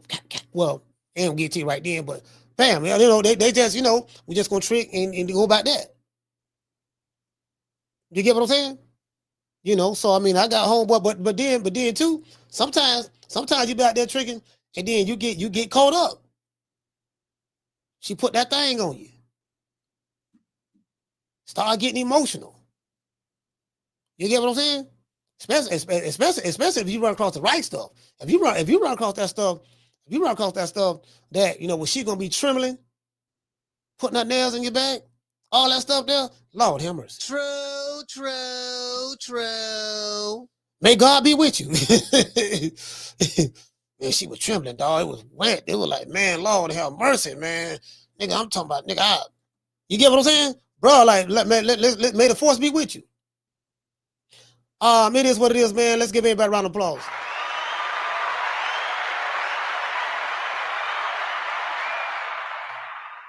And yeah, man, she doing everything. You get what I'm saying? Like, I mean, it is what it is, man. I mean, I'm just telling you like it is. I'm just telling you like it is, fam. I'm saying next thing you know, you out of man, shit, Shout out to Marky Vion. Marky Vion, what he say? He say she a runner. Again, I respect the hustle. I'm like, yeah, man, she getting her money, man. She getting her money, bro. He knew what it was. He knew what it was, and she knew what it was. You get what I'm saying? So, unfortunately, it has come to this, but, both of them knew what it was in the beginning. You dig? We the Charlo twins. We known for calling everybody out. Please call these people out. Listen, the whole world's looking at you. Call these people out, What's up? It's the Jamal the Hitman Charlo. Let's get it. Who want it? Name them names, man. They know who they is. Name them names, please. The names need to be named. They know who they is. The Mexican monster. Mexican monster. Mellow. Hey, what you say? Damien say maybe it's me, but Gabby doesn't look white. She's definitely other. Well, I mean, it is what it is. If my mama was alive, my mom be like, nah, she white. That's how my mama would say. I want to thank the whole hood who came out here. I love y'all. I did this for the hood. Y'all know I beat that boy. I mean, just think of somebody like a Floyd Mayweather. He don't made all that money, and he don't mess with nothing but exotic women. Exotic. I'm saying exotic because Floyd. You get what I'm saying? So, you got access. I mean, when you have resources, you have money like that, you have resources, you have access to things that the average person don't have access to. Because you got it. You know what I mean? And she know you got it. Especially when you got a little fame with it. I mean, that's just reality of the situation. But when you are put in a certain position, he should be he's able to, like me. When I was in a position, I can pick and choose who I want to. Because I earned that right. You get what I'm saying? Picking and choosing. You picking and choosing. You got to pick it a little. When you're a part of a social, when you're a part of a social economic class, you're on a higher level like that in society, you have to be very, very wise about who you pick, who you pick and choose to be with. You know what I mean? Make it last. Make it last forever. Don't let I love you.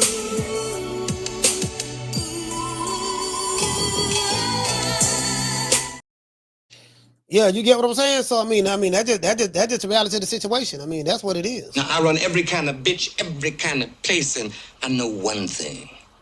When it comes down on you, you either collectivize or you run like a solitary rat. Yeah, man. You got to collectivize. When it comes down on you, you either collectivize or you run like a solitary rat. You know what? Let's see that one more time. Now I run every kind of bitch, every kind of place, and I know one thing. When it comes down on you, you either collectivize or you run like a solitary rat. Yeah, man. Y'all gotta look at that. Sometimes, you know what I mean? It is what it is. You either collectivize or you run. Let's say a special prayer, man. And I want you to hold on to God's unchanging hand, because he helped Joshua fight the battle of Jericho. Yes. He helped Daniel get out the lion's den. He helped Gilligan get off the island. Lord. Yeah, man, it is what it is, man. It is what it is, man. And shout out to Melvin. What'd he say? He said Usyk and what's the name official? Yeah. Yeah, he rematching. Y'all already know about that. We'll address that when they get there. We definitely gonna be talking about Conor Ben and Chris Eubank. I'm anxious to see that fight. Chris Eubank, they fight this weekend. You know, we're gonna talk about that tomorrow. I don't know if I'm going live for that yet or not, but I know we're talking about that show tomorrow, talking about that tomorrow. So, you know, I'm looking forward to seeing that fight. I like Chris Eubank. I like his attitude. I like his pompous attitude. I like his arrogance. I like his smugness. I like you know, he the bad guy. He the villain. You know, Chris Eubank the villain, and I like that. You know, he the villain. You get what I'm saying? He real arrogant. You know, pompous. You know, I mean, you're beneath me. You know, you get what I'm saying? I think him and his dad are beefing. He doesn't care. It is what it is. His dad beefing and all that stuff there, and you know, it is what it is. Don't ever forget when I found you was strung out on coke. When I found you was like a big house, contemplating about killing yourself. So don't you ever forget who brought you to Big Time Box. I drugged you back. I brought you back. I provided food and put food on your table for your family to eat. And I'm doing it for the second time. So don't you ever forget that. Yeah, man, it is what it is, man. You know, it is what it is, man. We got to say all praises due to the Most High, the Most Exalted, the greatest human being on the planet Earth, Mr. Al Heyman. Well, you know, I guess I got to be like everybody else and saying Al Heyman. I can quit my job now, baby. 6 figures, baby. You feel me? I'm about to But a name. Do you have a name? Oh, nah, I ain't got no name, you know. Name them names, man. They know who they is. Name them names, please. The names need to be named. They know who they is. The Mexican monster. If I'm Chris Eubank, I think Conor Ben is going to try to blast him out, meaning just rush him, kind of like what Daniel Dubois did to Anthony Joshua. And if you're Chris Eubank, you have to know that's what he's going to try to do. You got to try to make this a boxing match. Slow it down, pace it, get him into the deep waters, and then, you know, try to drown him if you can. Oh, pussy ass nigga, what's going on, boy? I'm telling you, boy, I'm knock your fuck ass out, boy. Blow for blow, pound for pound, nigga. I got the title, nigga. I'm telling you, boy, for the knock one of you what kind of niggas out. Nigga, I got these hands, nigga. I'm throwing them paws at that nigga for knock your ass down again, nigga. Get your ass back up, nigga. Don't run, nigga. I'm telling you, boy, I want a hole of smoke. Nigga, I'm throwing them paws, nigga. I'm putting them hands on you, nigga. I told you what I'm gonna do to you, nigga. Catch you with the check left hook. Nigga, check left hook, nigga. I told you, boy, pound for pound, nigga. I'm the best. This more action than any Devin Haney fight. Put these paws on you, nigga. I told you, I got you backing up, nigga. I got you backing up. Nigga, watch that check left hook, knock your ass down again, nigga. I'm telling you, boy, it is what it is, nigga. I'm gonna make it do what it do. I'm telling you, boy, we ain't even playing over here, boy. Yeah, hopefully we get a fight like that, but they throwing paws. Oh, Lord, I swear to God, when I see that whole ass nigga goes man like how ways, I'm gonna put them paws on them. Nigga, Wakanda forever, bitch. Oh, Lord, he threw Wakanda through that fence. Wakanda is dead. Oh, Lord. It is what it is. Me, the fans, we feeling like you not getting the best fights you supposed to. But we know Tank can fight anybody. Why is that? For me, we want to see you fight Lomachenko. We want to see you fight Devin Haney, Teofimo Lopez, motherfucking all the top who they say is the 4 horsemen, and they anywhere around your weight class. We want to see it happen. When we gonna see it happen? I'm not sure. I ain't got That's nothing to do. that was real shit. That's some real shit. I don't know. That's like, how many times you don't went in there and said, I want these niggas, man? to be honest, I ain't never said.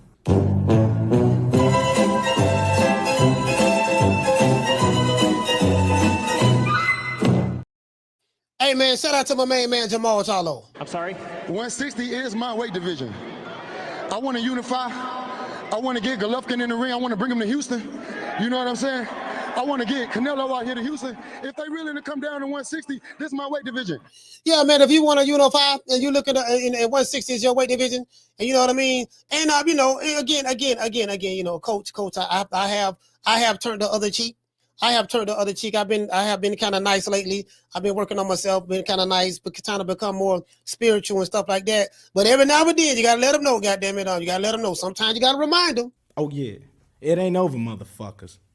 Came outside today, water on water, water. However you wanna play, choppers on choppers, I live at the bank, commas on commas, yeah. Paper route, Frank, hundreds on hundreds, yeah. What's that round my neck? Baggers on baggers, yeah.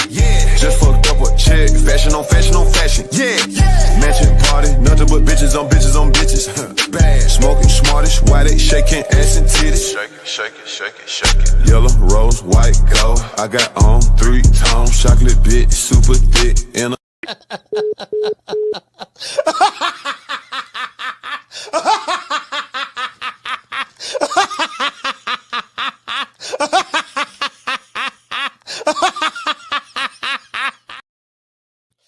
you know, just sometimes, just gotta throw it out there sometimes. You know what I mean? Like Roy Jones say, y'all must have forgot. You know, please do not take my kindness for a weakness. Please don't. Please do not take it for a weakness. I'm telling you, boy. Hey, who was you, pimp? Hey, what the fuck? What the fuck? Get your motherfucker. Hey, that nigga squeezing me. Get that freak ass nigga up. You ain't hear my nigga say back the fuck up, dude. Shout out to the Tender Runners and PYTs. And we're going to dedicate this song to Shannon Sharpe. See your eyes shining, she's my soul bunny, please. In the winter lights, so she's my sweet dust of cream. Talk to my nose, this lover's got is so raw. Make your goose step and I grip out of control. Turn it up, it's me against the light. Snow bunny, moving on the bar. Everything's alright, got that smooth soul feel. No, that's next to the law. With my snow, turn it up. When party, party, party. See your eyes shining, she's my snow bunny, please. In the winter lights, so she's my sweet dust of cream. Talk to my nose, this lover's got is so raw. Make your goose step and I grip out of control. Turn it up, it's me against the light. Snow bunny, moving on the bar. Everything's alright, got that smooth soul feel. No, that's next to the law. With my snow, turn it up. When party, party, party. See your eyes shining, she's my snow bunny, please. In the winter lights, so she's my sweet dust of cream. Talk to my nose, this lover's got is so raw. Make your goose step and I grip out of control. Turn it up, it's me against the light. Snow bunny, moving on the bar. Everything's alright, got that smooth soul feel. No, that's next to the law. With my snow, turn it up. When party, party, party. Yeah, man, it is what they want to dedicate that to Unc. They call Shannon Sharpe Unc, right? We got to dedicate that to Unc. You know what I mean? I hope everything work out for him. It is what it is, man. Y'all know what time of TI is, man. Shout out to the Tender Runners, the PYTs, and the Honey Dips. Y'all know what it is.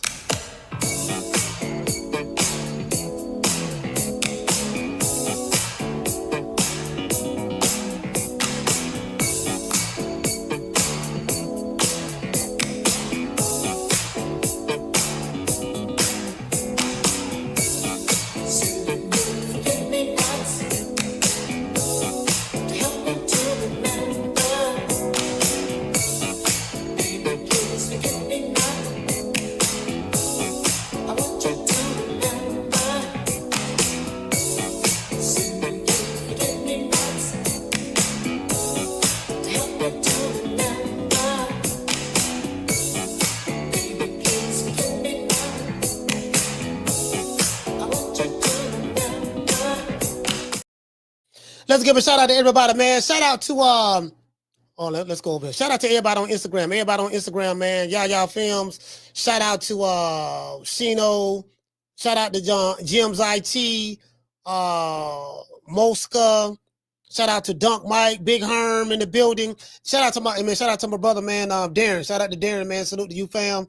As a matter of fact, let's hit him with the Huggy Bell. Shout out to Darren. Hey, okay. Shout out to Miss Black Panther. Hey.